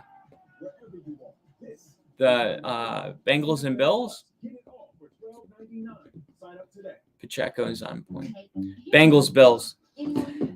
Yeah, unfortunately, it wasn't the game that I wanted all year. I wanted the Bengals and Bills, and then some just unfortunate stuff happened with the Bengals the last couple weeks. They lose week 17. They lose their offensive lineman, the center, I believe, with an ACL. Then the next week they lose a guard. And then in the playoff game, they lost another guard versus the Ravens. So you got, all of a sudden, all that money you built on that offensive line, you literally have no offensive line. If you look at Joe Burrow's average time to throw in that last game was 2.5 seconds, 2.4 seconds, something like that. So he's trying to help the O-line by getting the ball out in 2 seconds, but Joe Burrow's not able to get the ball downfield now. You look at the biggest play of the game, it was Jamar Chase, 19-yard catch. T. Higgins, 12-yard catch. Those are your biggest plays of the game. And if you look up most accurate deep ball thrower, actually Joe Burrow was right behind Geno Smith. So number 1 was Geno Smith, and Joe Burrow was number 2, which tells me that throwing the deep ball is a huge part of the Bengals offense that they're not going to have the luxury of doing because of 3 people with no experience on the offensive line. And you still got Chase and Higgins, but it doesn't help if they can't run a route. Like, if they don't, like, this is what a lot of people didn't understand about the Broncos. They're like, how are these players not doing better? Like, if you snap the ball, ready, hike, 1, 2, ball's gone. How are they supposed to be 35, 40 yards downfield?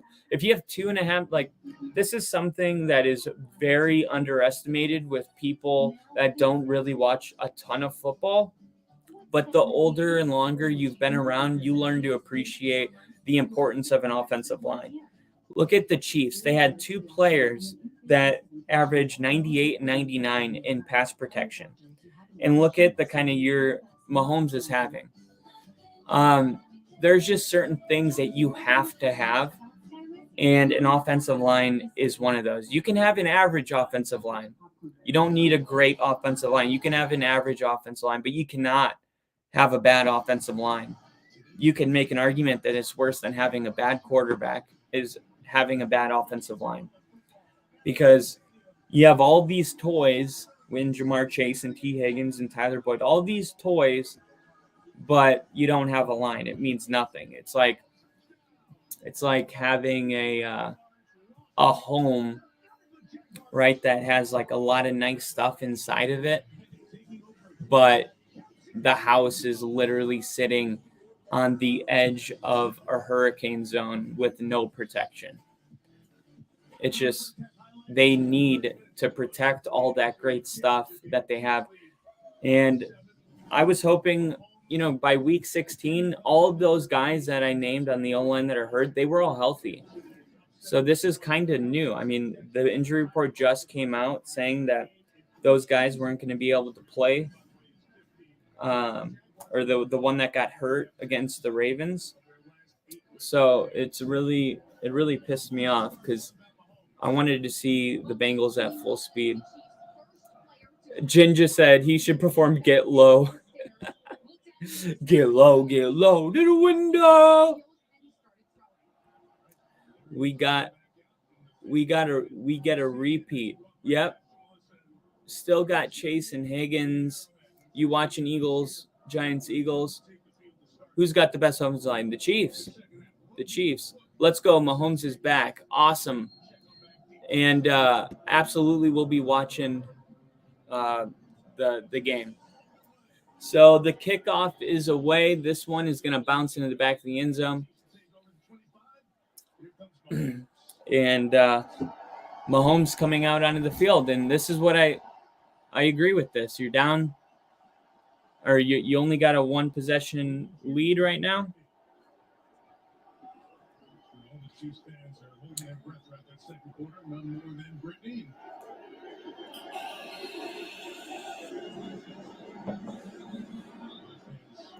Mahomes so far 12 for 15.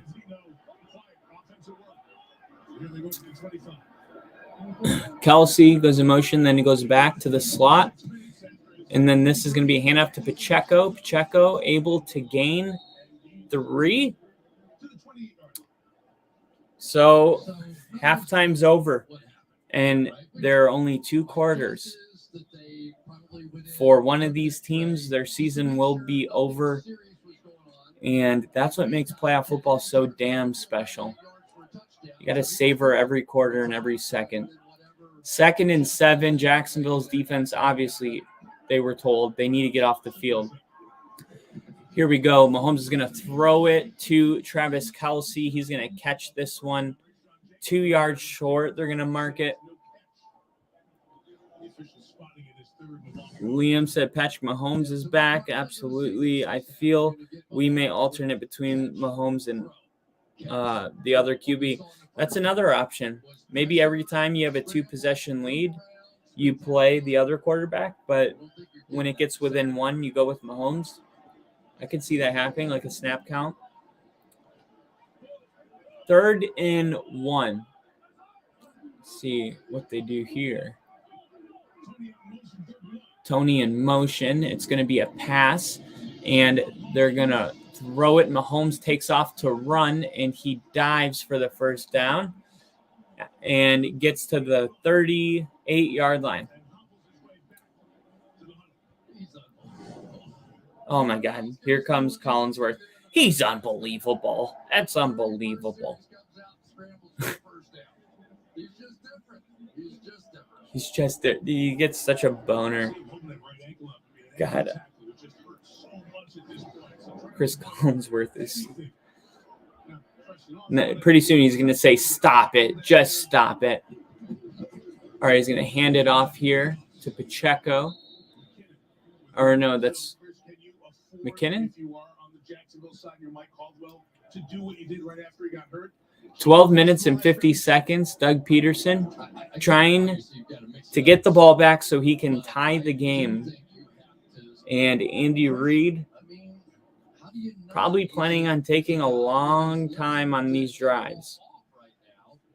And the problem with pressuring is he also has been getting the ball out of his hand quickly, which is not what he typically Tony going in motion again. And shotgun. Mahomes looking.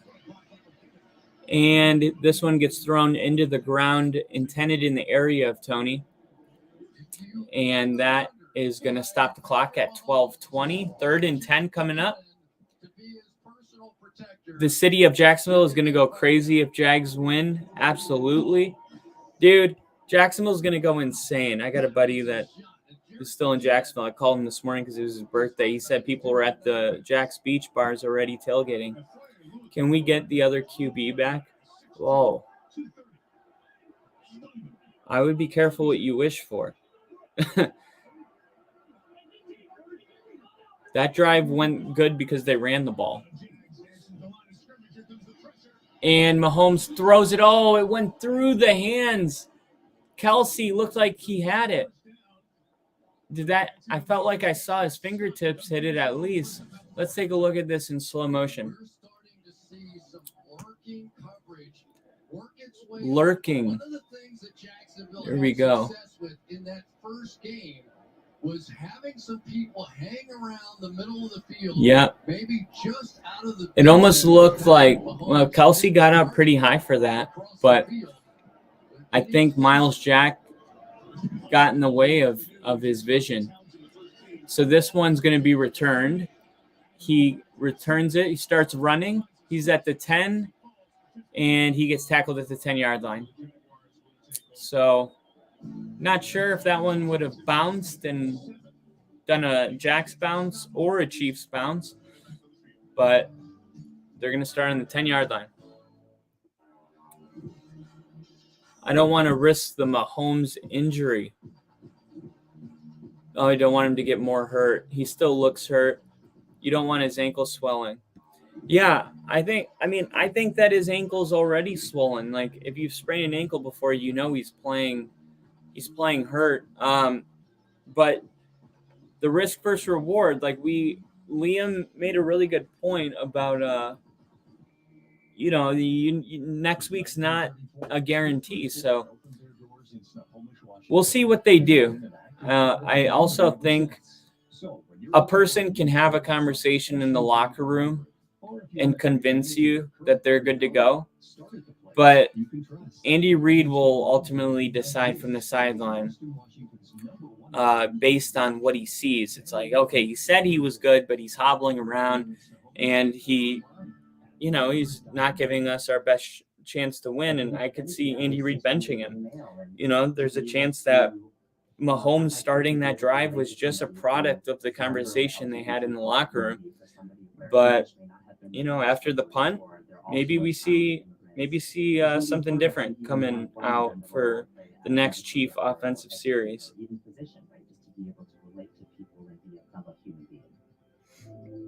I am the we in confident Swedish. And then JST said, will it heal in time if we win tonight? If it's a high ankle sprain, no. Ankle sprain is not, if it's a real, and I assume it is because of the way he's hobbling, and if it's a legit, bad sprain, it's weeks. It's weeks. So if it's kind of not really a big deal, like he just kind of rolled it type deal, that can get better. But if he snapped that ankle and there's a bruising around it, he's definitely not going to be at 100%. It's a real pain in the ass type of injury that doesn't sound very serious. It seems like, just based on your question, can it get better tonight? That's what I thought until I sprained my ankle. I thought, man, just take an ice bath, get some massages, and I'm sure they'll do all that, and it'll definitely advance it. But to say that he'll be 100%, should he play in the conference championship, I think is a stretch, just based on the way he's limping right now. First play is going to be a handoff for Jacksonville, and that's Bush. Takes it for Henry. I can't read the jersey number because his dreads. Just heard from the grapevine that Mahomes broke one of his fingers. What? One of his fingers? No way.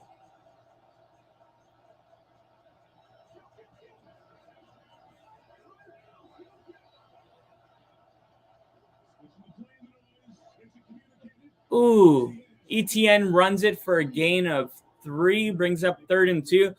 That was a huge plot twist. Are you messing with me about the finger thing?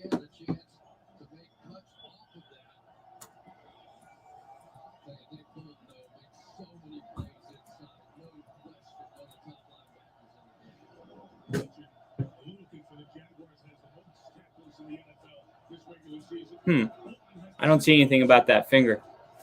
All right, so here we go. 3rd and 3, shotgun, ETN. Quick pass to him. Can he get there? He does. What a big, strong run by ETN. He had 3 Chiefs that met him, and he looked like he was going to get tackled short of the line to gain. And somehow he just lowers his shoulder, uses that strength, and gets through the wall of Chiefs. Just right here, just puts his head down, uses some speed. That's all ETN. That is all ETN. Patrick Mahomes gets a jacket put on him.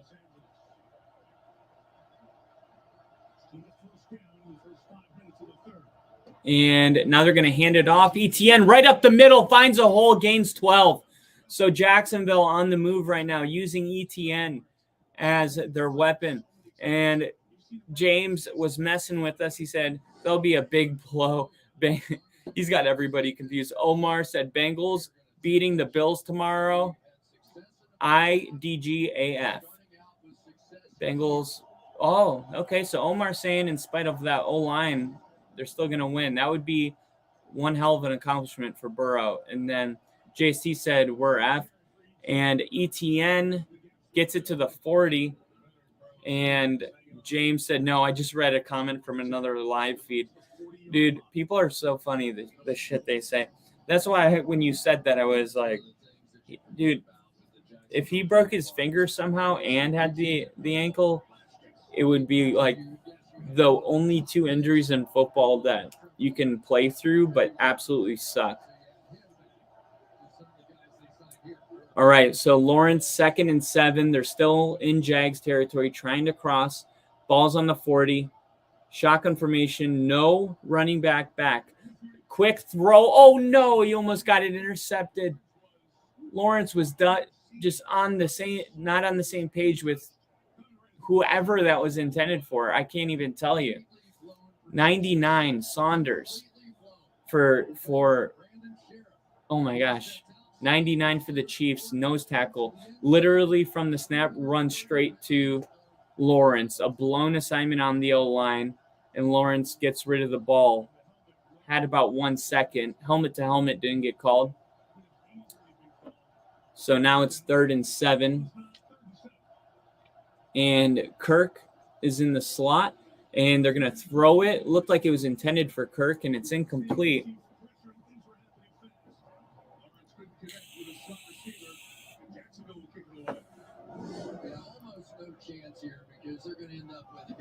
What happened here?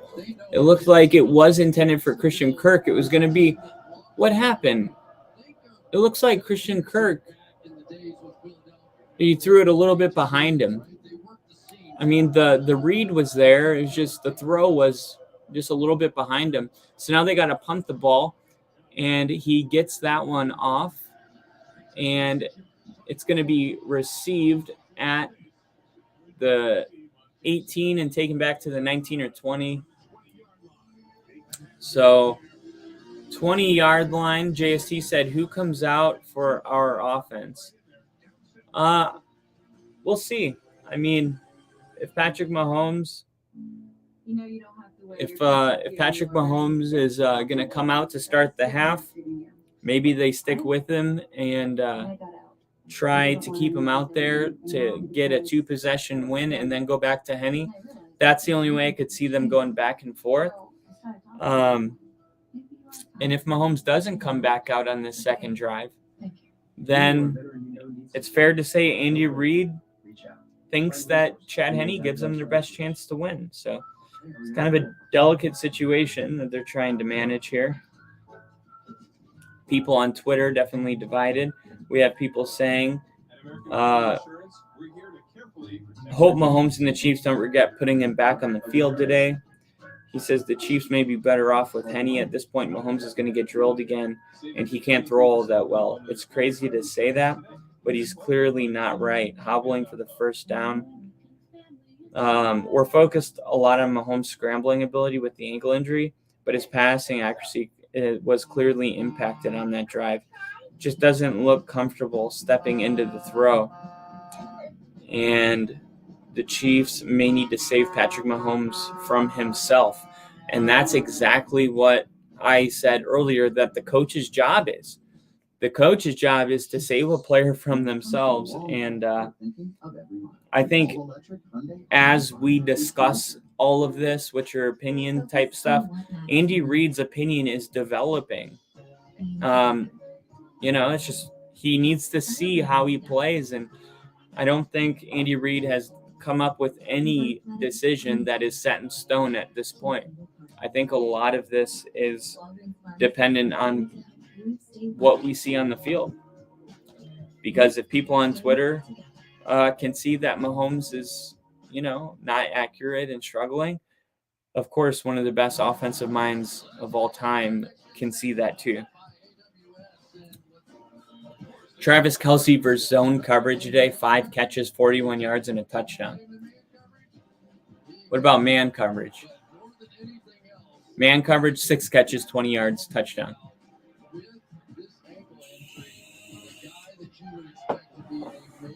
So man coverage, zone coverage, it doesn't matter. Travis Kelce, you'll hear coaches refer to a player that you can't stop. You just hope to contain him. That's Travis Kelce. So Mahomes is back onto the field, and shotgun formation. This is going to be a quick handoff to Pacheco. Pacheco's going to gain 3.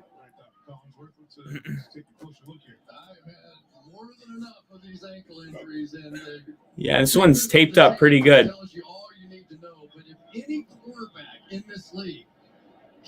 They got the camera angle looking at that foot.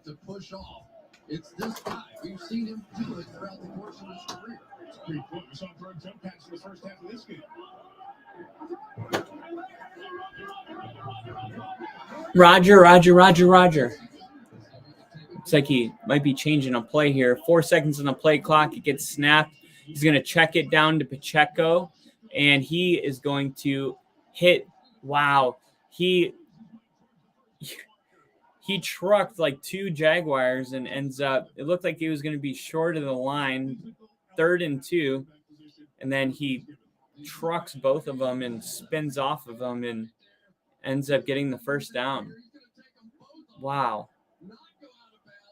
And folks, that is why if you have a kid in Pop Warner, that is why they teach you to wrap up, because he looks like the kind of guy that you could just run full speed at and hit with your shoulder pad, but looks like Andy Reid's going to challenge it. They're saying 3rd and inches. I thought it was clearly a first down. I am so surprised by the 3rd and inches spot.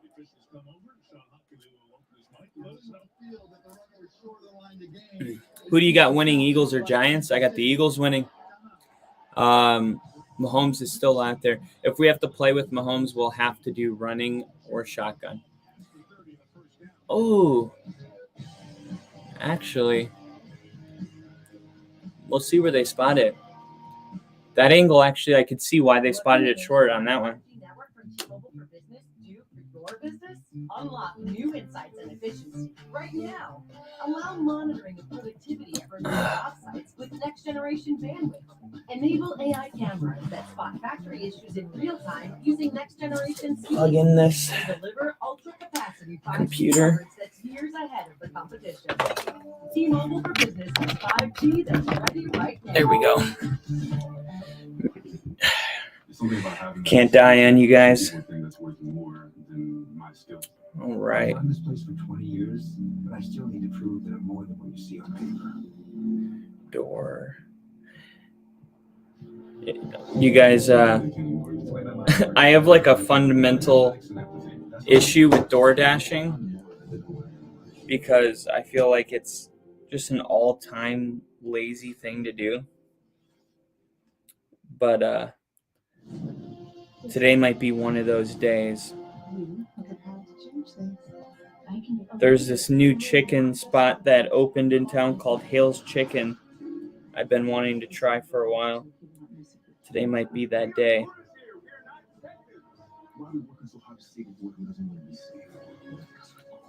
And then, of course, there's always the good old Wingstop. The old reliable. I wanted ketchup, but I wanted sticks. Little Caesar slices and sticks is half pizza, half Italian cheese sticks. I smell bacon. And to the dinner drama with hot ready slices of steaks. Or order online for new Ooh. They got chicken sandwiches now over at Wingstop. Wingstop, if you're listening, sponsor us. Next case.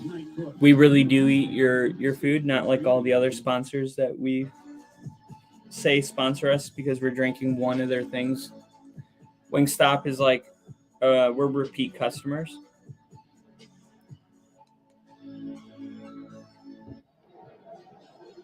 So the call stands. It's going to be Wow, call stands, so it's gonna stay 3rd and inches here. It's where the ball crosses the sideline, and he's got it in his left hand, and it does appear to be across the sideline, short of the line of game. So we have 3rd and short. The Chiefs lose the opportunity for a third challenge. They're down to one challenge, and they're down to So here we go. 3rd and inches. Mahomes is in shotgun. And it's going to be a direct snap to Kelsey, and it looked like they were ready for it and stopped him. I don't think he got it. I don't think he got that. This is going to be an interesting call. Let's see who gets the ball. It's the official who I think ran in with it short. The line judge on the far Let's side. see what they call here. They're going to call it short. Yeah, so Mahomes, they tried to sneak it, with Noah Gray, and see what Andy Reid does here. It definitely is short. He has no forward progress at this point. So they're going to punt it. Andy Reid not taking a chance of getting Jacksonville the ball. So that was a huge stop by Jacksonville. This is definitely one of those stops that Jacksonville might look back on and be like, hey, that was a big moment in the game. There was the drop by Christian Kirk, and then a positive one. I look at this one. That was pretty impressive. Every ball, every player, at every angle. So when that catch gets hauled in, we're there to tell you it's not impossible. It's just And there we go. imagine what you do for your business. Divisional playoff. Add to order. All right, wings are on the way, guys. We did it. Again, for a 5th consecutive year, the Jacksonville Jaguars trying to make it for the 4th time in franchise history. Did it twice in the 90s, the Baby Jags in 96. Sweet. So here we go. Trevor Lawrence. Come on, man. Get it together here. It's going to be a pitch on 1st down. And wow, it looked like it was going to be wrapped up in the backfield. It looked like they might lose a couple yards, and they're able to get 4 or 5 yards on that run. So, so here we go, man. Jacksonville's going to have to get something on this drive to get the pressure on the Chiefs. Ingram in motion. Quick throw here to Ingram, and Ingram gets 4 yards. So it's going to be 3rd and short. 5 minutes left. We have the same score that we had at the half.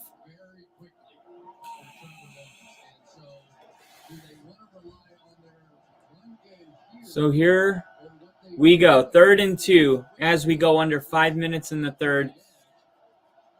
All Chiefs standing on their feet.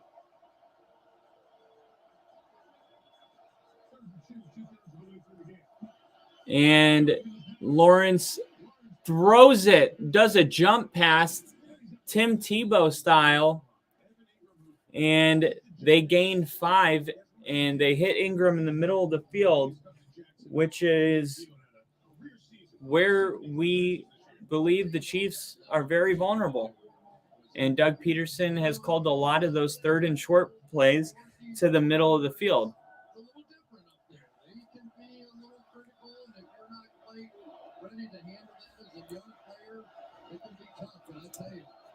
Let's see if they take another shot here. Haven't really seen a shot since the Christian Kirk one. They're going to do a quick throw. And they push him out of bounds after a gain of 1. Zay Jones with the quick reception. And L'Jarius Sneed there immediately. So 2nd and 8. L'Jarius Sneed was lined up in front of Ingram, and Ingram was supposed to block him, and he just totally ran right past him. So only a 2-yard gain. All right, 2nd and 8. Lawrence is going to throw a screen to Ingram, and the Chiefs play it perfectly, and they actually lose 3 yards here. So now we got a 3rd and long coming up. 3rd and 12, 3rd and 11.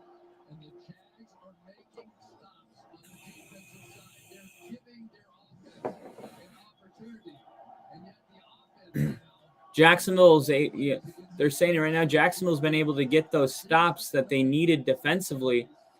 And now offensively, they need to go get this thing done. This is not a top defense unit. This is the playoffs. You have to be able to score on this defense. Just not seeing a lot of deep shots taken, and I would like looked like Kirk could have had that. It was a little short, and it falls incomplete, but it looked like he could have had that.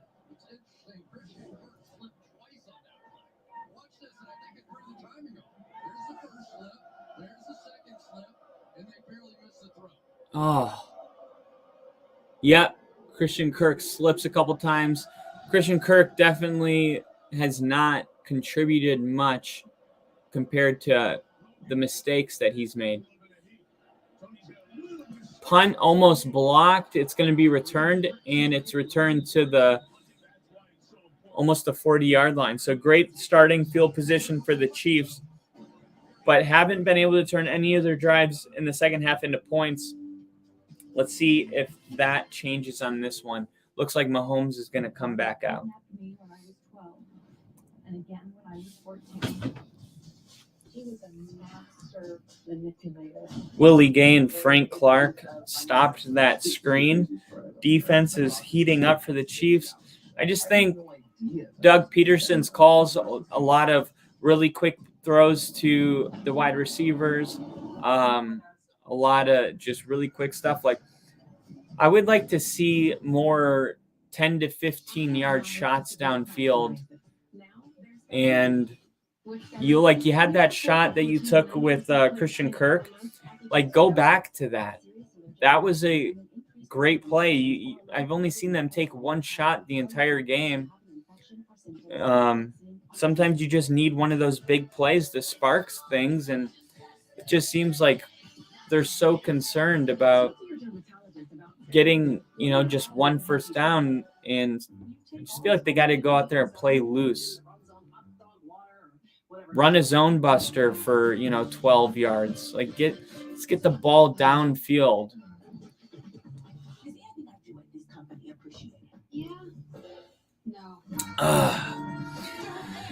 All right.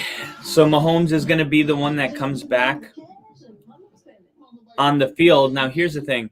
Why don't, if Mahomes is really, really set on playing in this second half, Why not just run the Chad Henne offense with Patrick Mahomes?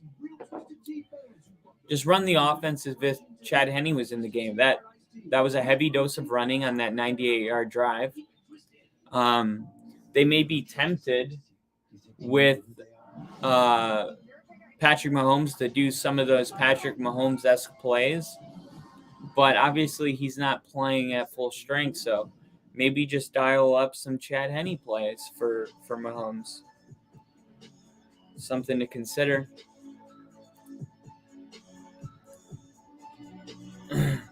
But you got to credit Kansas City's defense. They're holding strong right now, and we'll see if Jacksonville, if their defense can hold strong. So far, we're scoreless in the third, and here we are back in Kansas City now.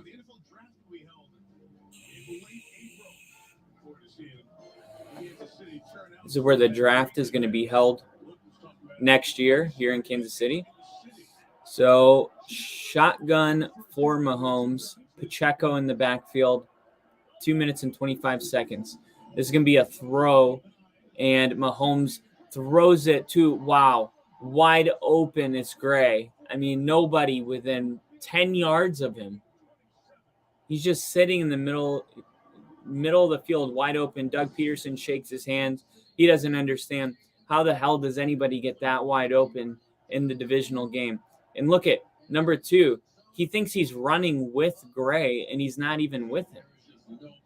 There is absolutely nobody there. That is just unacceptable. Now the Chiefs in Jaguar territory, Mahomes shotgun formation. This is going to be a run to McKinnon. He gains 1 good tackle for the Jacksonville Jaguars. Tackles him from behind. Second half points allowed.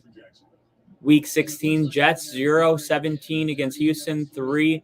Week 18 against Tennessee, 3. Wild card versus the Chargers, 3. Today, so far, 0. So Jacksonville's defense in the last 5 weeks has answered the bell, and it's their offense that needs to. Mahomes takes a shot downfield. It's picked. What do you mean incomplete? That wasn't picked? Why not? Let me see this replay. On TV, it looked picked. Oh, it bounces off it bounces off the ground. I thought he caught that clean with his arms extended. All right, 3rd and 9 here.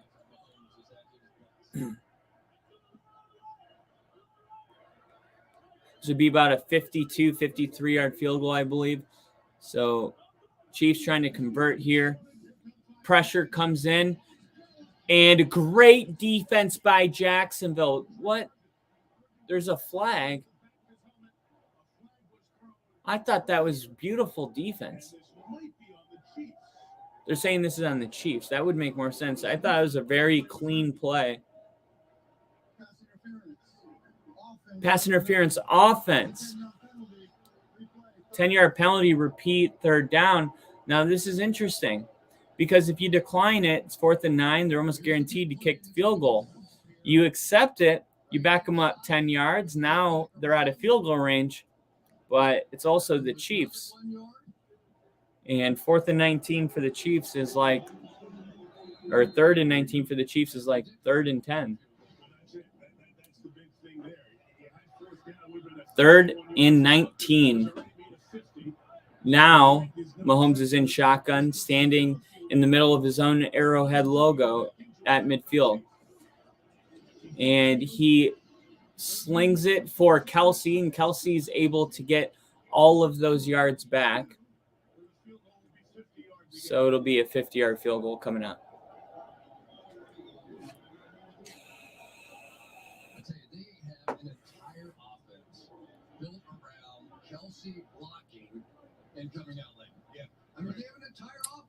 So this is going to be a 50-yard field goal for the Chiefs to close out the 3rd quarter with a 10-point lead. And now the question is, can Jacksonville overcome this in the fourth quarter? We will see. Snap is good, kicks on the way, and right down the middle. So here we go. 10-20.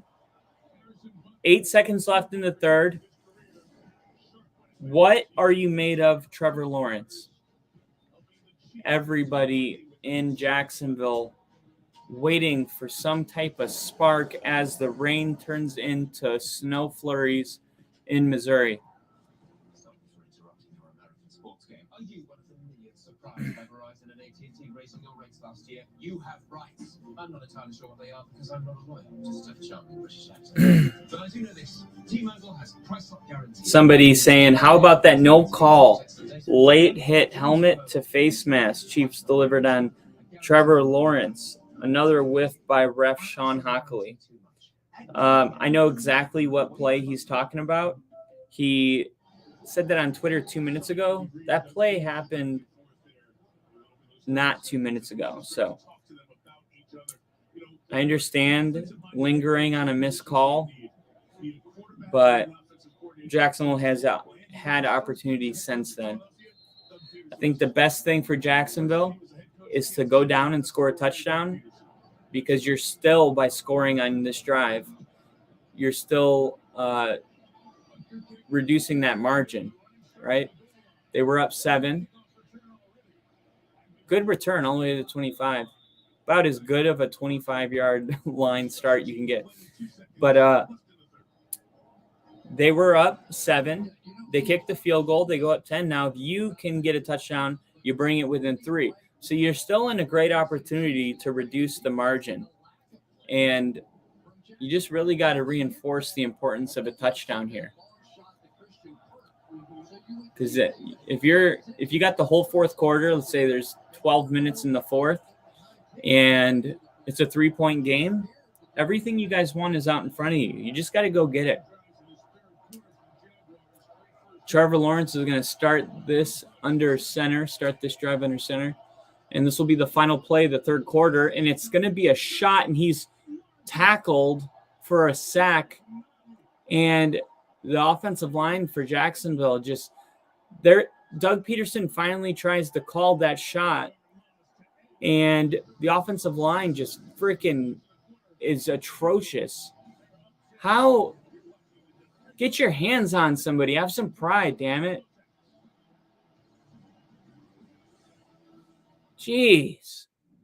You got to give a person. This is my concern with Joe Burrow tomorrow. Like, you can dial up the perfect play. If you have less than 2 seconds to get rid of the ball, we've seen their offensive line blow coverages on the nose guard too. Just completely miss their assignments. And then they look back and watch their quarterback get sacked like these just helpless pieces of crap, man.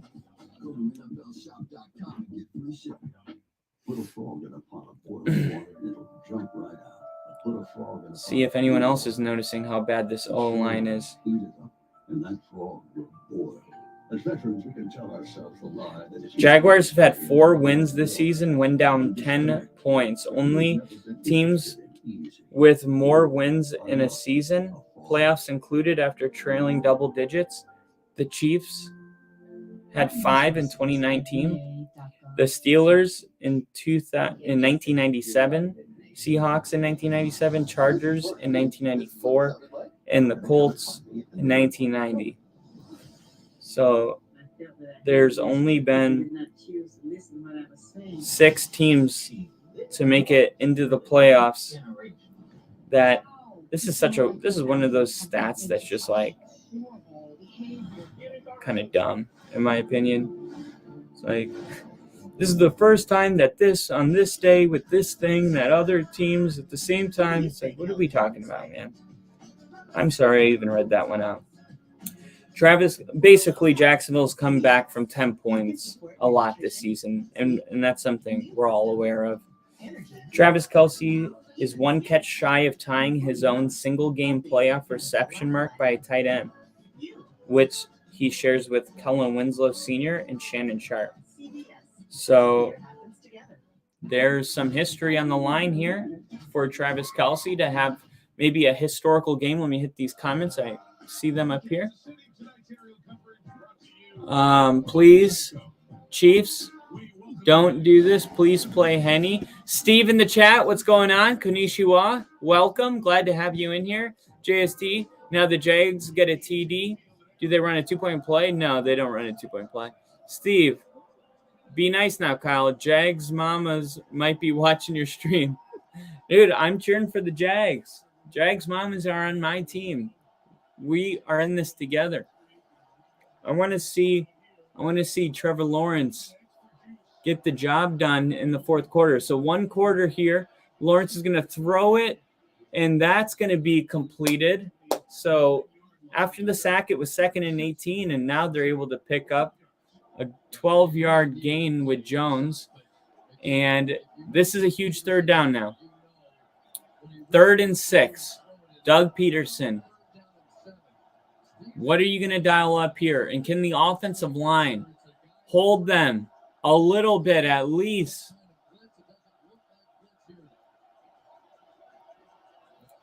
Looks like Trevor Lawrence is making a call, snapping the ball.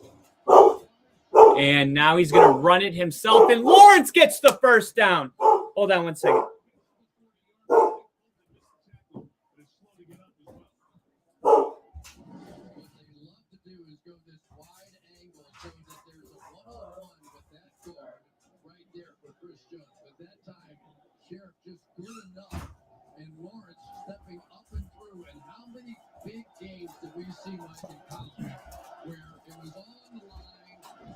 All right.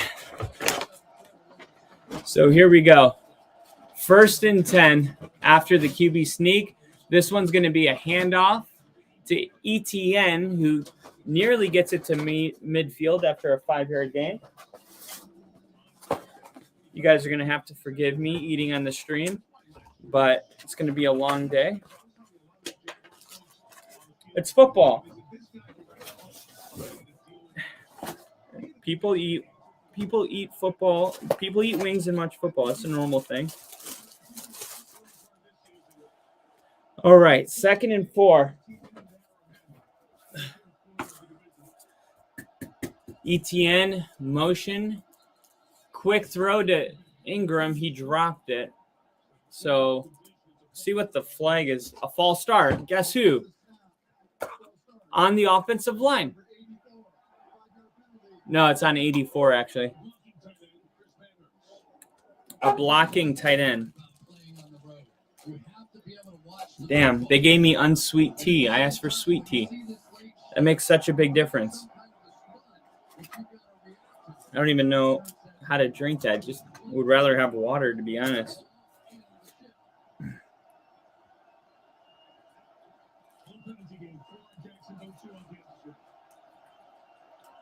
Second and 9.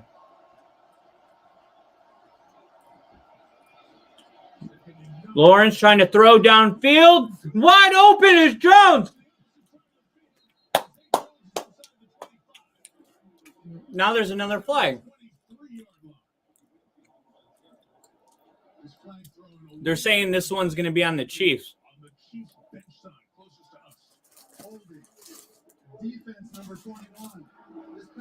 Crowd doesn't like that one. They thought they were about to get saved after a 37-yard game.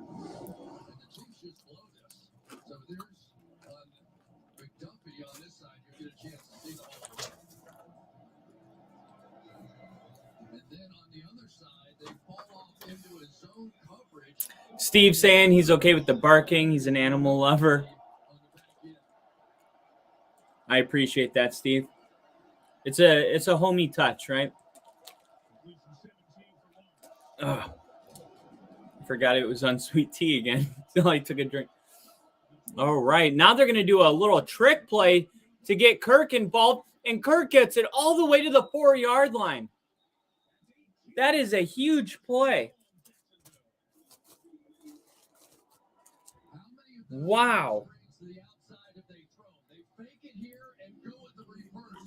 Great play design there by Doug Peterson. Just after the big play, the defense is a little unsettled. You come back with what they had seen so far in this game. go the counter off.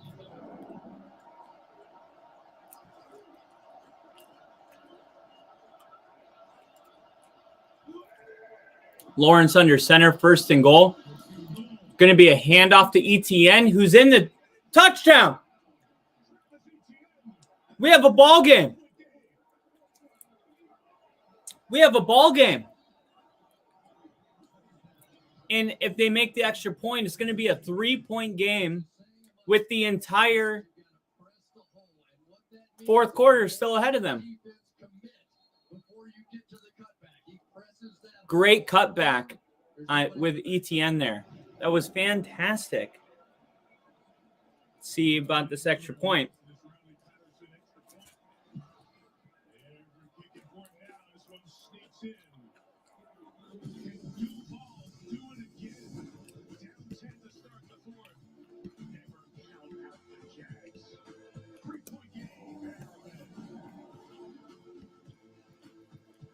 All right. So there you go. We said we needed them to put a touchdown drive together. We go into the fourth quarter, and that might be the secret for this Jags team. You guys remember Tebow time. They might have some of that going on.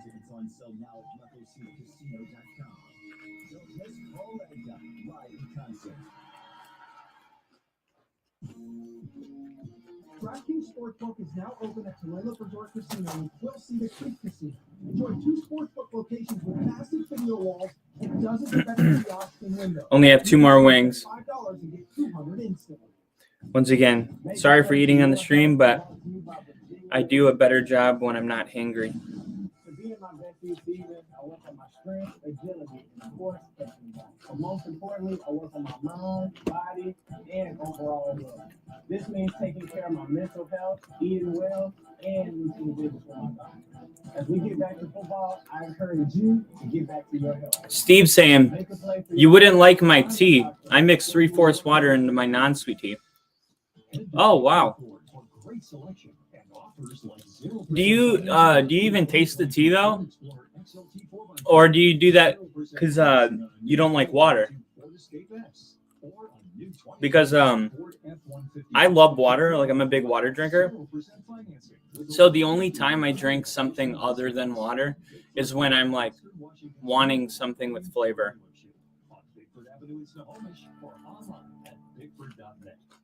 Gwendolyn tweets, just eating tiny tacos and drinking a Red Bull in the school parking lot, which gives me an idea. Introducing Red Bull Energy Infusion and 2 flavors that go great with the tiny tacos. Like Want to be our college intern? I don't Red Bull infusions, a drop in the box. I don't actually buy anything other than water. The only time I drink something other than water is when it's like a special occasion, like when I'm ordering food, which is also a rare thing.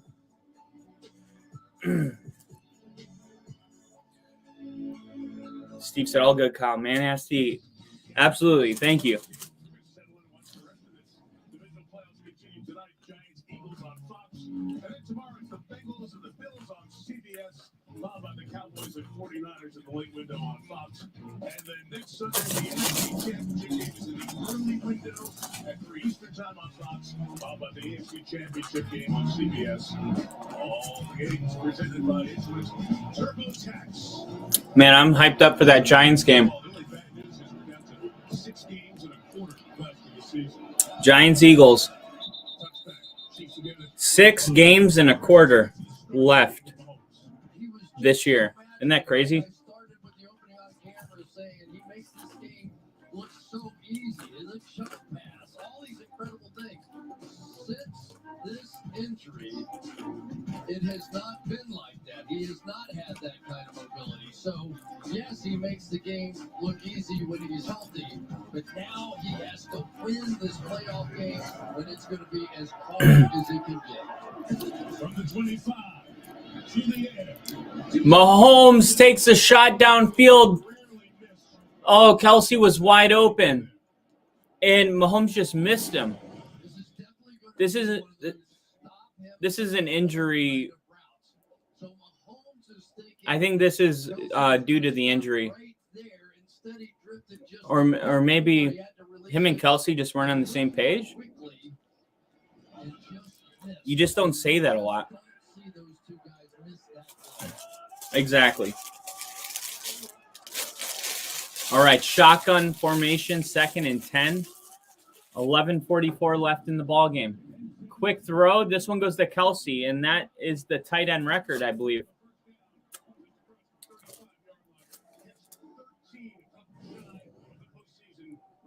Oh, he's got 13 catches, which is a couple shy of the postseason record. But I think he just passed the tight end. When it's all on the line, Patrick Mahomes is going to find Kelsey, and he is just going to find him. 1st and 10.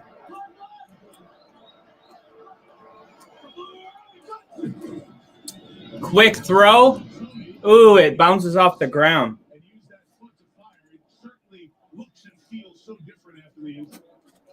Mahomes is just different right now. So if you've ever had a sprained ankle, you know you're going to get your feet set in a weird position. But now when you try and roll off of that, you could see him almost flinch on the tail end of that thing. He is not used to not being able to do superhuman things. He's just human now, a little bit more now.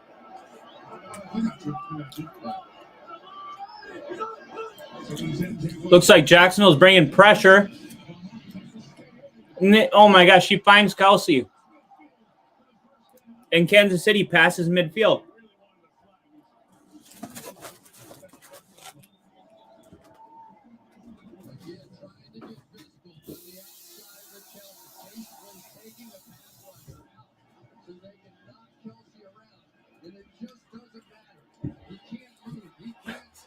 Damn, that's hot.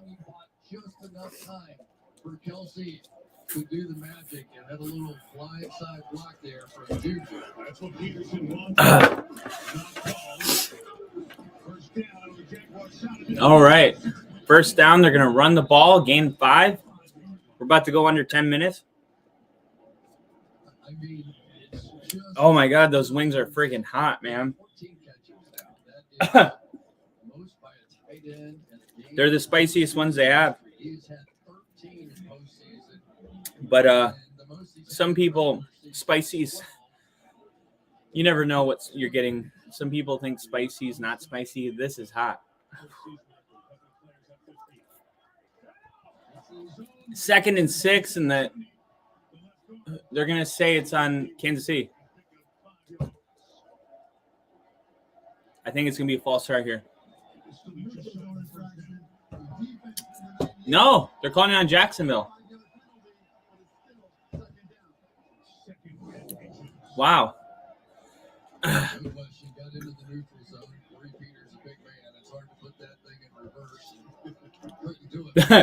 He said Peters is a big man. It's hard to put that thing in reverse.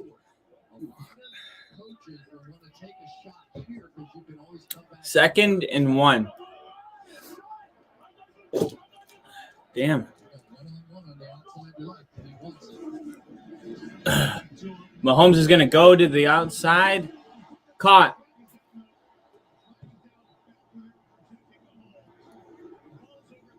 Flag down.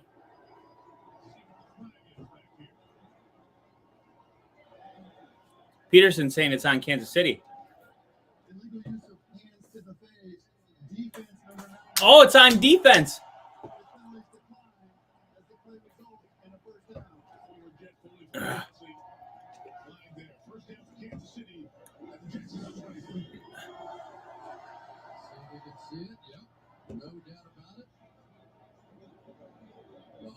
That was a huge, huge play by Kansas City.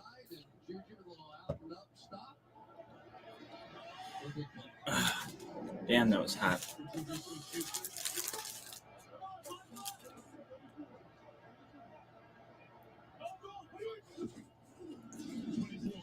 Pacheco?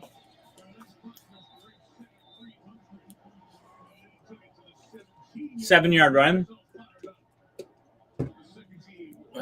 Dude, I've eaten those wings so many times. They've never been this hot.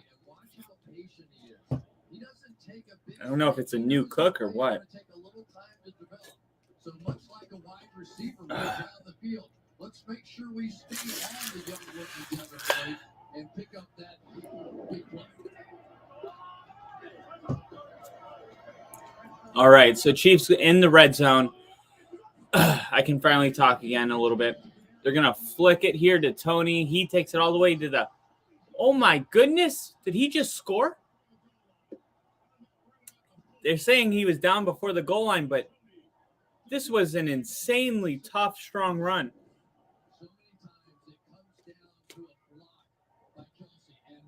This was a – wow, what a block.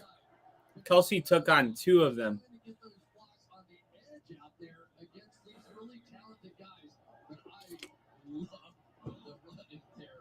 He's out right there. What was that? The 4 or 5, 3-yard line. As we go under 8 minutes. See if Jacksonville's defense can make a stop. And they do on first down. They tackle him. 1, 2, 3. Loss of 4. That is a huge, huge loss. And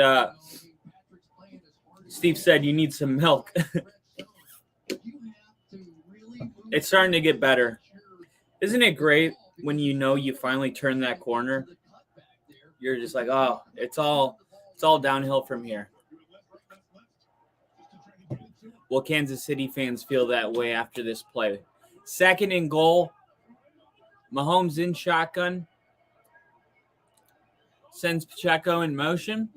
He's looking for Kelsey. He steps up, throws a jump pass, and it's caught. Scantling Jr. And now the Chiefs back to a 9-point lead, trying to make it a 10-point lead.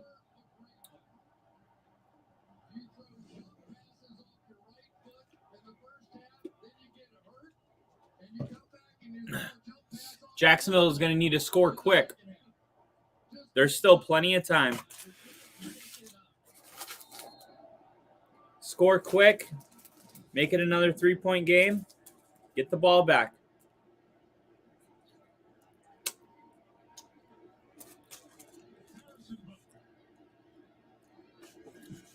And Bucker's kick is perfect.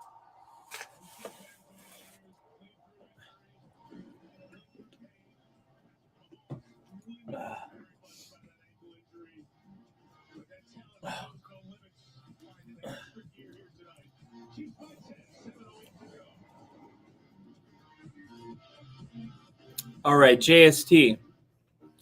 He said they added a bit of extra spice because they knew you were ordering. Probably, I'm being targeted. But Mahomes is seriously limping now. Surely we don't see him play again tonight. That's a good question. I'm not sure. If Jacksonville scores, you might see him limp back out onto that field.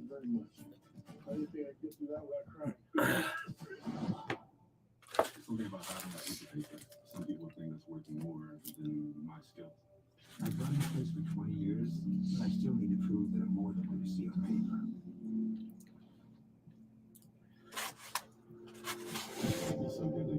paper. So Jacksonville's done a lot of comebacks. They've come back from a lot of games, but this is definitely a tough situation.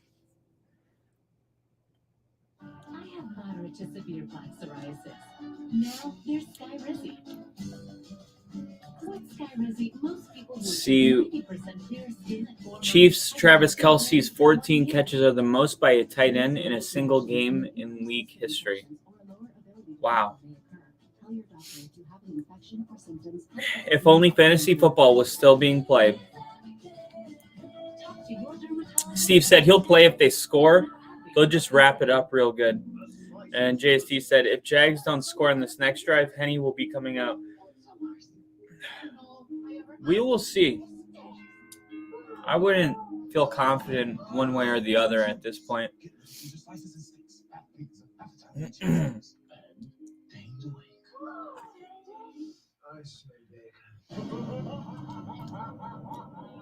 the dinner drama with hot ready slices and sticks. Or order online for new jalapeno bacon sticks. Pizza, pizza. All right. Good answer by Mahomes and the Chiefs. But I'm curious to see how Trevor Lawrence responds. Obviously, that is a guy that has to have tremendous belief in himself to come back from 27 points. I doubt that he is not confident right now that he can come back.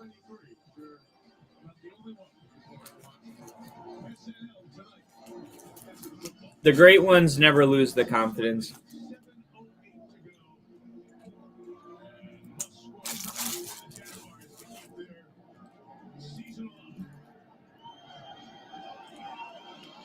Jacksonville's going to return this kick. And the kick is going to... He found a gap! He found... Oh, no! The kicker!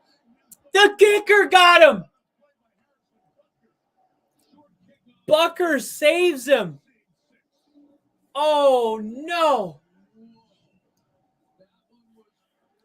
We've seen him almost do this twice.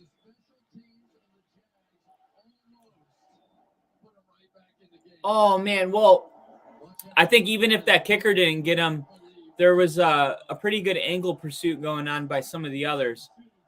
But no doubt he would have gotten at least maybe 20, 25 more yards. Great, still a great run. So they're going to start at the 45 now. Lawrence throws downfield on first down and looks like it hit Kirk in the hands again and he dropped it. Kirk not having his best game. And now you're starting to see the pressure with the lead of Chris Jones again. That wide edge. Why do they do that? Because they want to force that tackle out on the end and give Chris Jones a one-on-one opportunity. Perfectly played by Juan Thornhill. Yeah, that was a good play. Oh no. Now Kirk's down on the ground.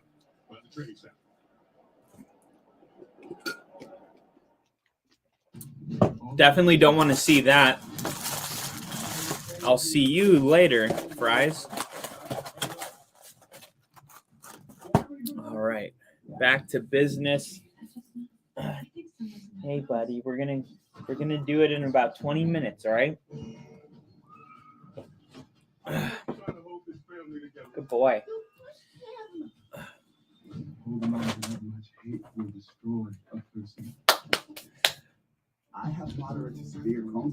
JST said, Steve, Jags really need that stop by the D on that drive. Oh, needed that stop. Yep, and Mahomes went on his best drive of the game. Someone is down injured, though. Yeah, that was Christian Kirk. He was the intended receiver on that play, so for some reason I thought he dislocated something. Wow, that's weird. You saw that in real time? That's pretty impressive. Where did my hat go?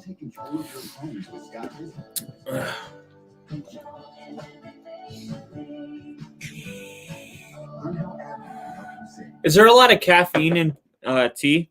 Black tea? Because if there is, we're about to be rolling. Because that spicy wings made me down that large tea. So after the game, are you taking a short break? So actually, I am not. I was going to because my girlfriend was at work, and I was going to take the dogs out, but she is about to be home, so she can actually take the dogs out. But if there is time between this game and the Sunday night game, it really just depends. If there's no time, then yeah, she'll take the dog out because it's really her dog that needs to go out, but it's really our dogs. We don't look at it like that. But yeah, if there's a ton of time, if there's like 30-minute window, and I'll take them out, even if it's just to walk with her. 2nd and 10 coming up. Come on. Let's go, Trevor. Blitz coming. He throws it. Oh, God, man. They have no time. The pocket protection's failing.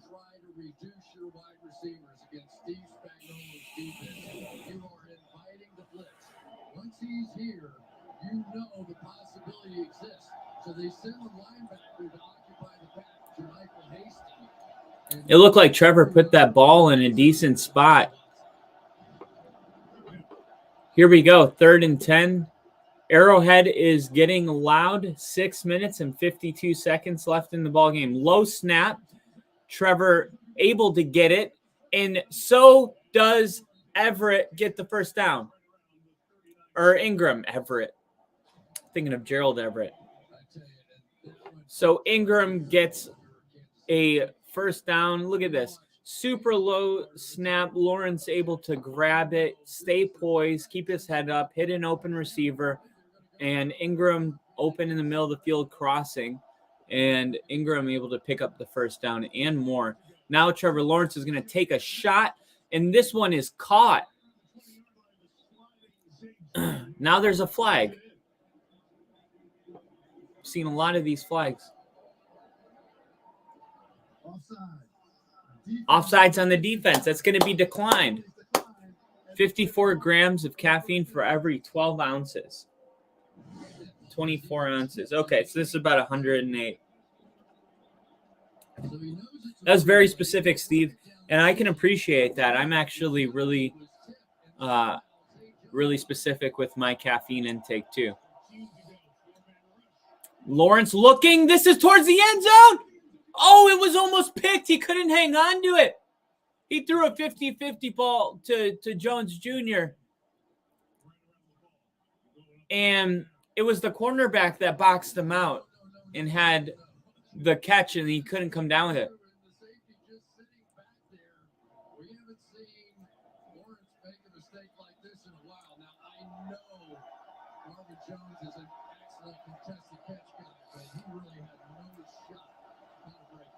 Yeah, you're going to throw a 50-50 ball. You got to give your receiver a chance to make the catch. 2nd and 10, Jags approaching red zone. 6 minutes and 7 seconds. And, oh, no, he dropped it. Come on. Oh. Ingram had blocking. He had everything, and he just simply dropped the ball. We've seen him miss an important block earlier. Now he just drops this pass. Man, that could have been a touchdown. They had the lead blockers. That was a great play. And instead, it's going to be 3rd and 10. Lawrence, pressure. He steps up and avoids it. Now he's going to run it himself. And oh my goodness, Trevor lowers his shoulder and picks up the extra yards. Talk about a winner. You want to know how much this game matters to Lawrence? Watch this replay. Full speed towards a linebacker and lowers his shoulder. And the ball snapped already. So a quick pass to, oh my gosh, he fumbled the ball. Oh, the Chiefs are going to come up with this. Wow. And now a fumble. Did he establish possession? That's what they're going to look at. This is just, man, I feel bad for Trevor Lawrence because we've seen time and time again that this Jags team just not helping.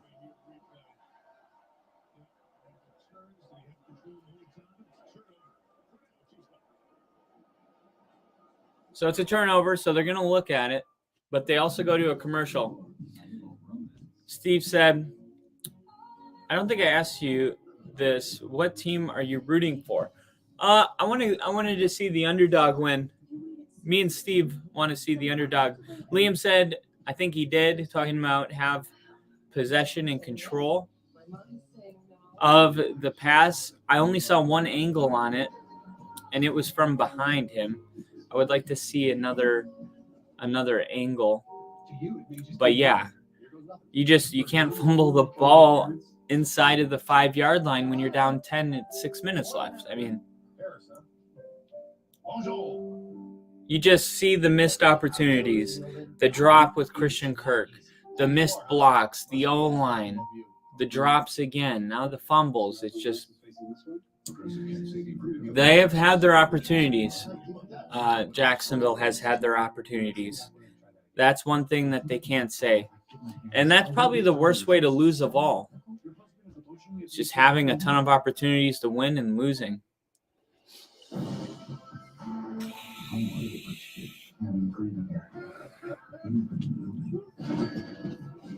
Liam said, I would prefer a Ranger.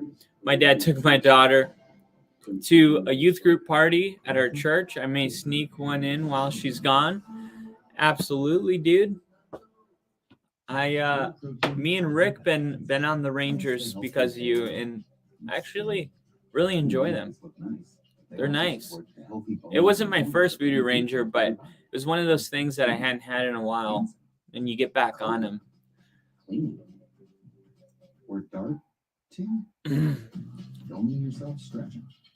Oh man, that fumble was irreversible damage. Thursday night before Super Bowl 57, the NFL's brightest stars recognized for the best plays and moments of the season. NFL honors Thursday, February 9th, 9 Eastern on NBC and NFL Network. That draft here in Kansas City, big parts of the season. And it stands, and now Mahomes standing in his own end zone. They're going to run the ball here on first down, and they'll get some breathing room. Pacheco takes it to the 6. Mike, it's definitely a catch and a fumble. He gets control, 2 feet down, and then an additional step, which is an act common with the game. Wow. He lost control of the ball without being touched, it seems like. Wow. He didn't even get touched, and he lost the ball. He caught the ball out here. He goes to tuck in and just couldn't. Man. Tackles him at the very last second. Trevor Lawrence, after the run to get the first down. And looking at his team, maybe setting up another fantastic finish. Man. So Chiefs are going to throw a screen here. And finally, a good wrap-up tackle short of the first down. So now it's going to be 3rd and 1. And the clock's ticking. It's going to go under 5 minutes. And now this becomes an extremely important first down for Jacksonville. 4:55, 17 seconds on the play clock, down to 15. 4:49, they break huddle.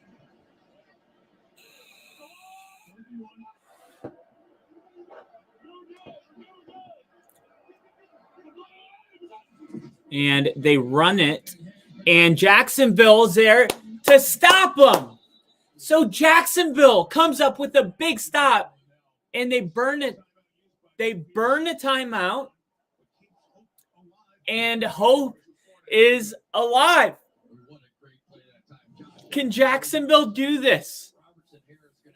Can Jacksonville pull off? Let's see right now.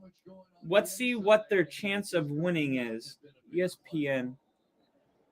Because they'll put their chance for victory. Jacksonville defense comes up big. The punting unit is on. Tommy Townsend, the punter's first team All-Pro. Chance for victory, 95.5% Kansas City. Now would be a great time to put $5 on Jacksonville on DraftKings to probably risk a little and get a lot. And Anu comes back out onto the field, so they trust him after the fumble. He takes it to the 46. So here's our scenario, okay? It is going to be about 4 4 and a half minutes. They have 2 timeouts. They need a touchdown. Let me ask you this. What if they get a 20-yard completion immediately and they just kick the field goal and they give it back to the Chiefs with 4 minutes left and they have 2 timeouts? Just something to think about.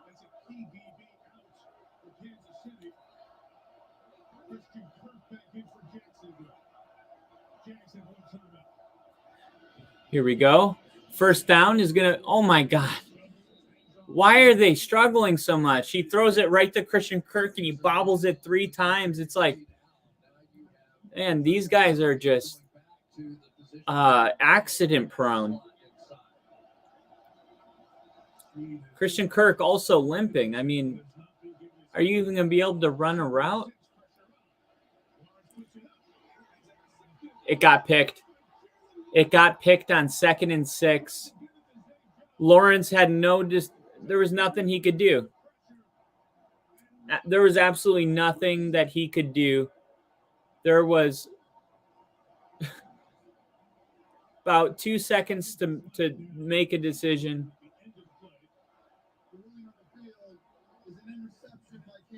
Honestly,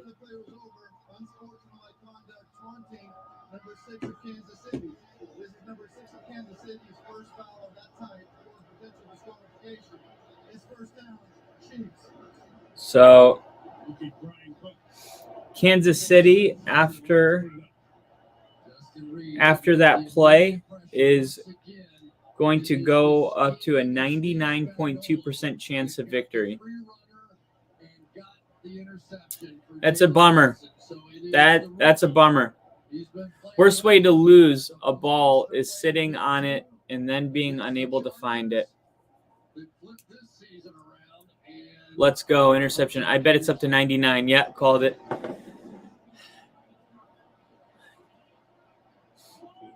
Man, I feel like we were robbed of such a good ending. We had the Jags lined up 2 yards away from scoring a touchdown to bring it within 3 with 5 minutes left. And just like that, after he fumbles that ball, it's like the game's over. Missed opportunities. They have a whole segment they're showing on TV. Yep. Missed opportunities. That's what I was trying to say. Like, they had so many opportunities, and I just don't think that they could get away with playing like this against anybody. Saw the Broncos play a closer game 3 weeks ago against the Chiefs in Arrowhead. Everybody in the AFC is sitting at home watching this game, and they're thinking the same thing. This is a very beatable team.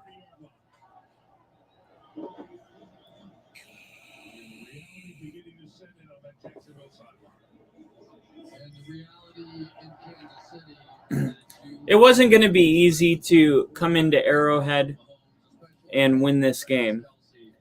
And Jacksonville was always going to be the underdog. But when you look at how this game actually went, it's even more frustrating because there was so many opportunities for Jacksonville, and they just couldn't capitalize on them. And Steve said they fell apart in just 4 drives to lose the game. Literally, I think you could even make an argument in 4 plays. In 4 plays, they fell apart. Or you could make an argument 3 plays. The interception happened on the 3rd play. The first play was the fumble.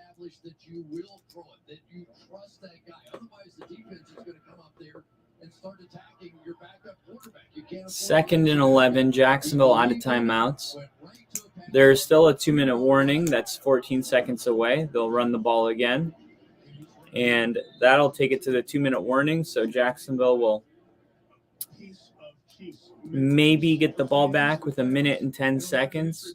Best case scenario. In Chiefs postseason history. The timely attack. We've hit the 2-minute warning. Kansas City Chiefs, player 2. Locking down the spot in the conference title. Everything was teed up for such a good ending. And they pissed it away. Do you know how it feels? And they robbed us. The Almighty is Damn it. punishing you.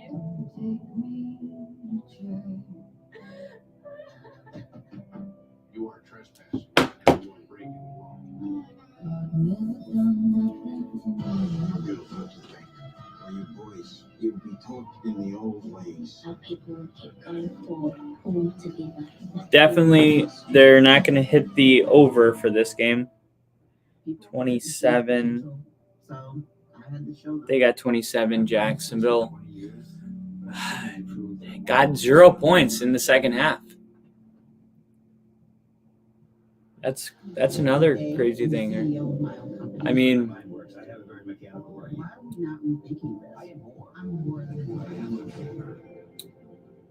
oh no, they got 7, right? Because it was 10-17 at the half.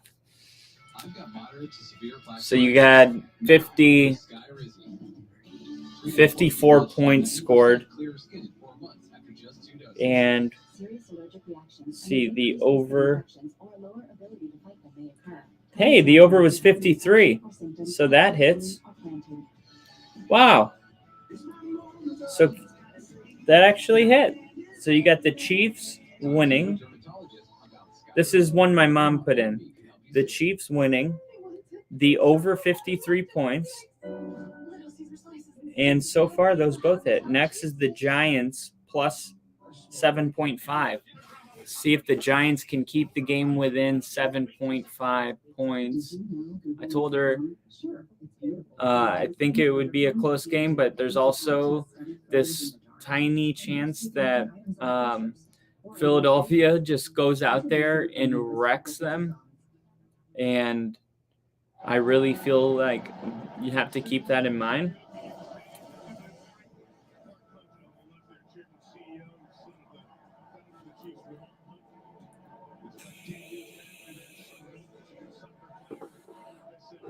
All smiles in Kansas City. And 2-minute warning. The celebrations have already started. Maybe a little premature. We'll see. 3rd and 10. This play will take it down to 3 minutes and 20.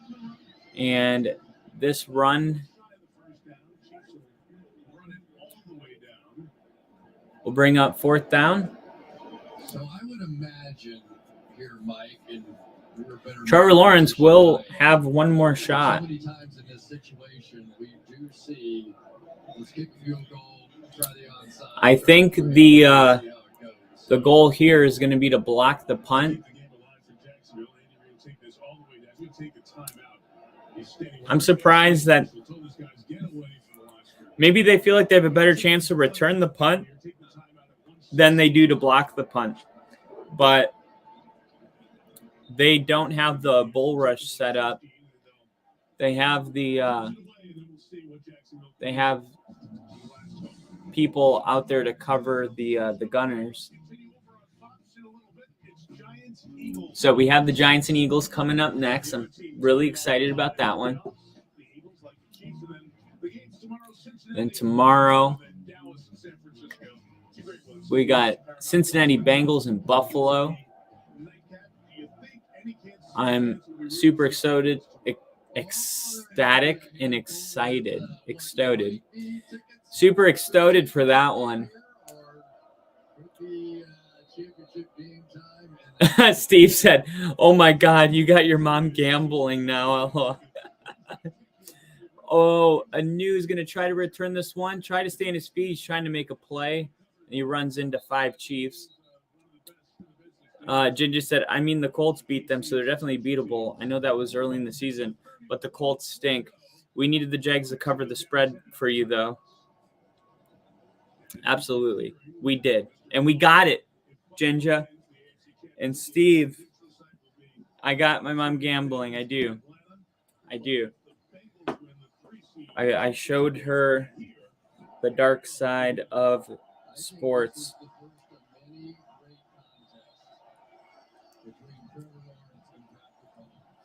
Collinsworth is so good at having such kind words towards the end of the game. Said, I believe this is the first of many more contests to come. I actually agree. If you follow our episodes, I said, I think Jacksonville wins this division for the next 10 years. And that was caught. They're going to say he caught it. Did he go out of bounds? He went out of bounds, so the clock is stopped at 58 seconds.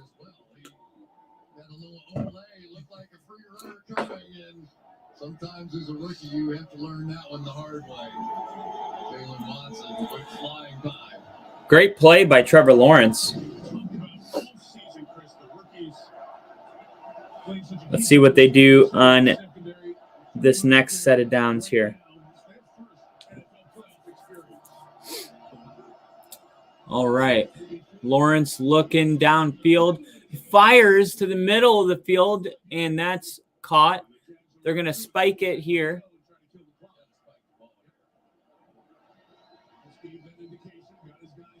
"42 seconds. It's spiked. Now, what do you think? Kick the field goal? That's right. Distance-wise, this should be 53. It's at the very, very, very edge of his range. I do think that coaches should think about this more. When you have a 10-point deficit, there's nothing wrong with kicking the field goal first.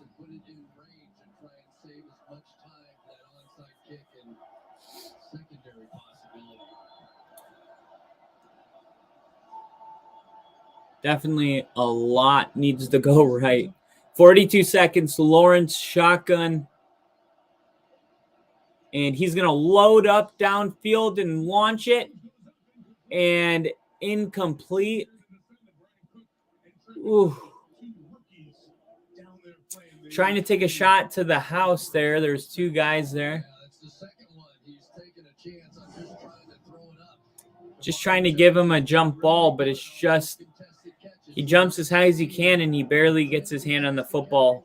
Ball's a little too high. The last one he threw was a little short. This one just a little too high.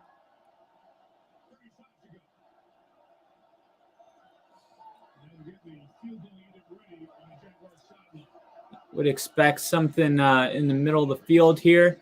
There it is. Out of bounds, Christian Kirk, 30 seconds. The field goal unit will kick the field goal with 30 seconds left. You know, I actually kind of like the contest or the possibility of throwing the contested catch down there. What? Why did the game do that? The TV just exited. Dude, Paramount. Peacock. What the hell? Oh my God. Could you imagine how mad people are around the country right now?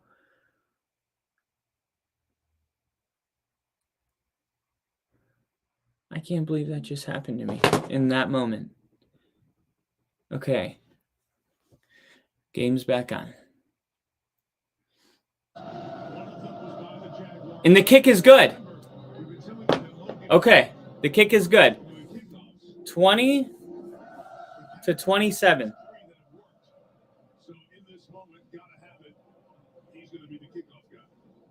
Every kicker has some trick up their sleeve, right? They all have some banana ball or high bouncer, and they have practiced this. There you go. There we go. It's not going to be a high bouncer now. We got the banana ball. Well, his recovery successful in the first game was a middle dribble kick. This one will go to one of the edges here. And the Jaguars come up with a recovery. Spins. Oh, Jacksonville had a chance. The Chiefs pick it up. Dang. I like the potential of a special teams celebration. Wow. The game is going to end like that. You wanted a little freeze spray. that is the end of the game. Mike McCoy, former Chargers head coach, who's been so important to Trevor Lawrence's development this year. And one kneel down is going to end this one. That covers the 9-point spread as well. Yeah. Wow. I didn't even think about that one. Yeah, because it was 9 points. 9 points. So Jacksonville kicks the field goal and is able to cover. And that is going to be your final. Jacksonville 20, Kansas City 27. Definitely think Jacksonville did not play their best football game. Left much to be desired for Jacksonville fans, but that's going to be how this one ends, and I think we'll see them a lot in the future. Trevor Lawrence being so highly rated and graded coming out of college, has a terrible first year with stinky fingers, and to turn it around and be here playing the Chiefs in his what I consider his real first season with a real coach. I think Trevor he's going to be the real deal. He's still going to learn and grow and get better, but you don't have to wonder who your quarterback is. And when's the last time Jacksonville could actually say that and be confident about it? It's been a long time. David Garrard, I couldn't imagine that defense they had in 2018 if they could have Trevor Lawrence in the offense. With that defense, they could have gone the distance. But not since Mark Brunell. That is a great point. Mark Brunell still lives in Jacksonville too. He never moved. He goes to like the draft parties and stuff. But that is how it's gonna end the season for Jacksonville. They will head back home. They left just yesterday morning, full of optimism, and they'll return. I think they should keep some of that optimism. You know, the fact that they lost the way they did, it just shows that there's room for improvement. It's one thing when you think about the way the Bills lost to the Chiefs. It was very deflating because you think to yourself, like, can we even play better than we played? It almost feels like we played our best possible football and we lost. And I think that is a really tough way to lose versus Jacksonville. Clean up some of the mistakes. We can beat this team next time we play them. So definitely think there's going to be a lot of motivation going into next season because of this game. So that is Jacksonville in the Chiefs. We are going live. Our next game is going to be on Fox. Oh, man. They're already showing the game in Philadelphia. Jalen Hurts is throwing passes in his end zone, warming up that right arm. We're going to take a quick 20-minute break, and then we're going to go live for an NFC match that has literally divided the country. Very rarely do you see a line come out, and in the entire week it doesn't change. Usually, popular opinion, I think this one was at 9.5 points or something. Popular opinion will sway it one way or another. It'll either make it larger or they'll bring the number down. But the fact that it stayed at the same number all week, it shows that they're literally getting half the country going in on the Eagles and the other half the country going in on the Giants. A lot of people love the Giants and the Eagles not playing their best football. The Giants are trending and they're playing their best version of themselves football, and that's what you want in the playoffs. So will it be kind of a one-game wonder against Minnesota, who is kind of an average team towards the end of the year?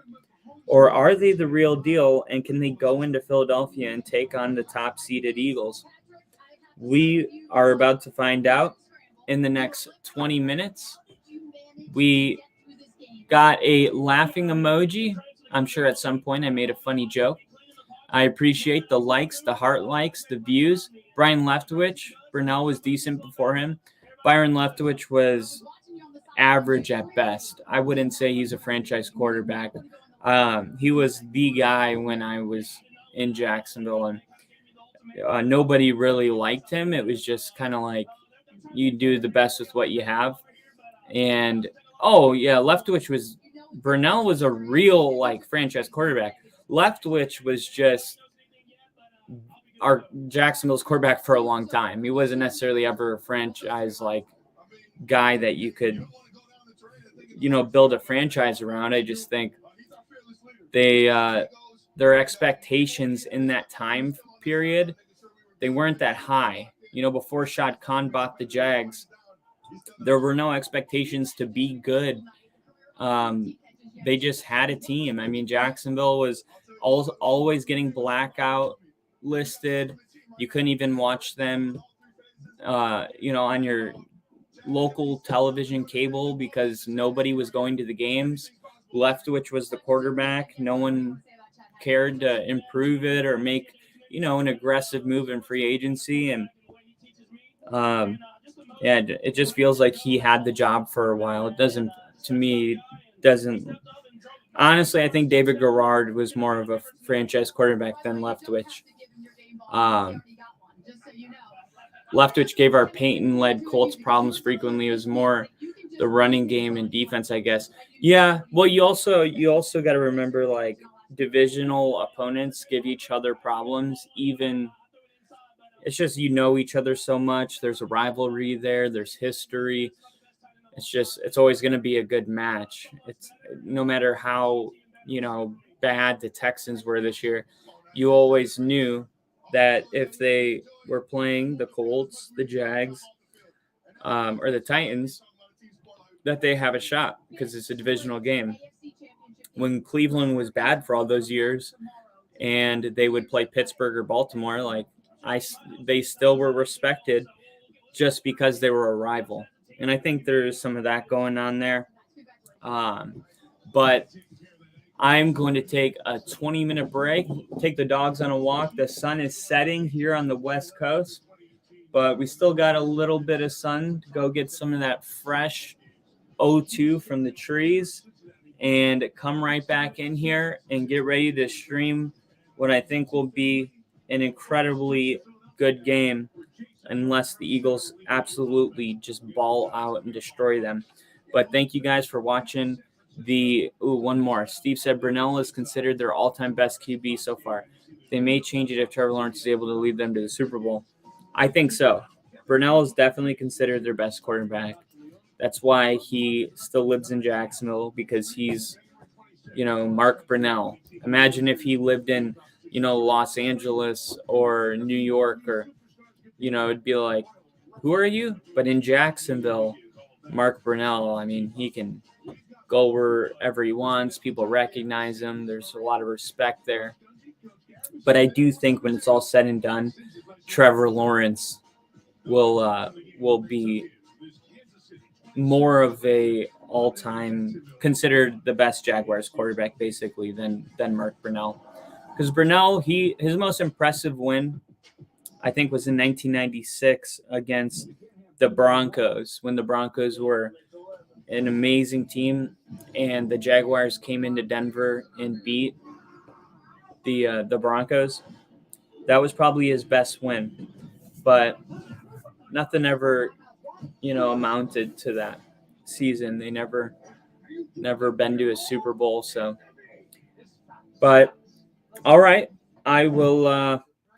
Actually, fun fact: my first year we moved to Jacksonville, the Super Bowl was being hosted there.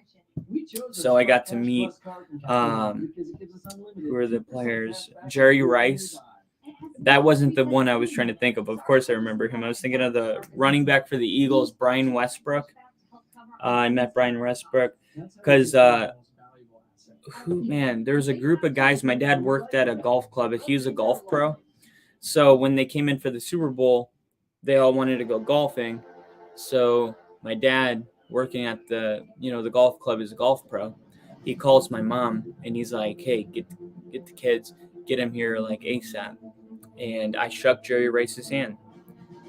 I had his whole hand was so big, man. I wasn't that small. It was like 9, 10. But yeah, it was one of the best days of my life. I didn't grow up watching him, but even me in that moment, I understood what was happening. I understood his greatness. But anyway, all right. I will be right back. If Mark Brunell is your best QB, if Mark Brunell's your best QB in the franchise, that's a crap franchise. Exactly. I still hate the Jags, all division opponents, LOL. No doubt. Of course you do. But all right, guys, I'll see you in a little bit for the Giants and Eagles. Oh, wait, one more. Steve said, I wouldn't say that. They have not been in the league as many years as most teams, so history for great franchise players is not there yet. Yeah, they just haven't had, like, for a long time, there was just, after Mark Brunell, there was just this, like, decade and a half of bad football. You know, you had that 1 year, I think in 2010, that David Garrard beat the Steelers in the playoffs, but that was like the Super Bowl to Jacksonville. So Jacksonville definitely has been waiting a long time for these moments. So at least hopefully they're here now for the future. But all right, I will see you guys in just a minute. Gonna walk the dogs and be back for the Saturday night football game.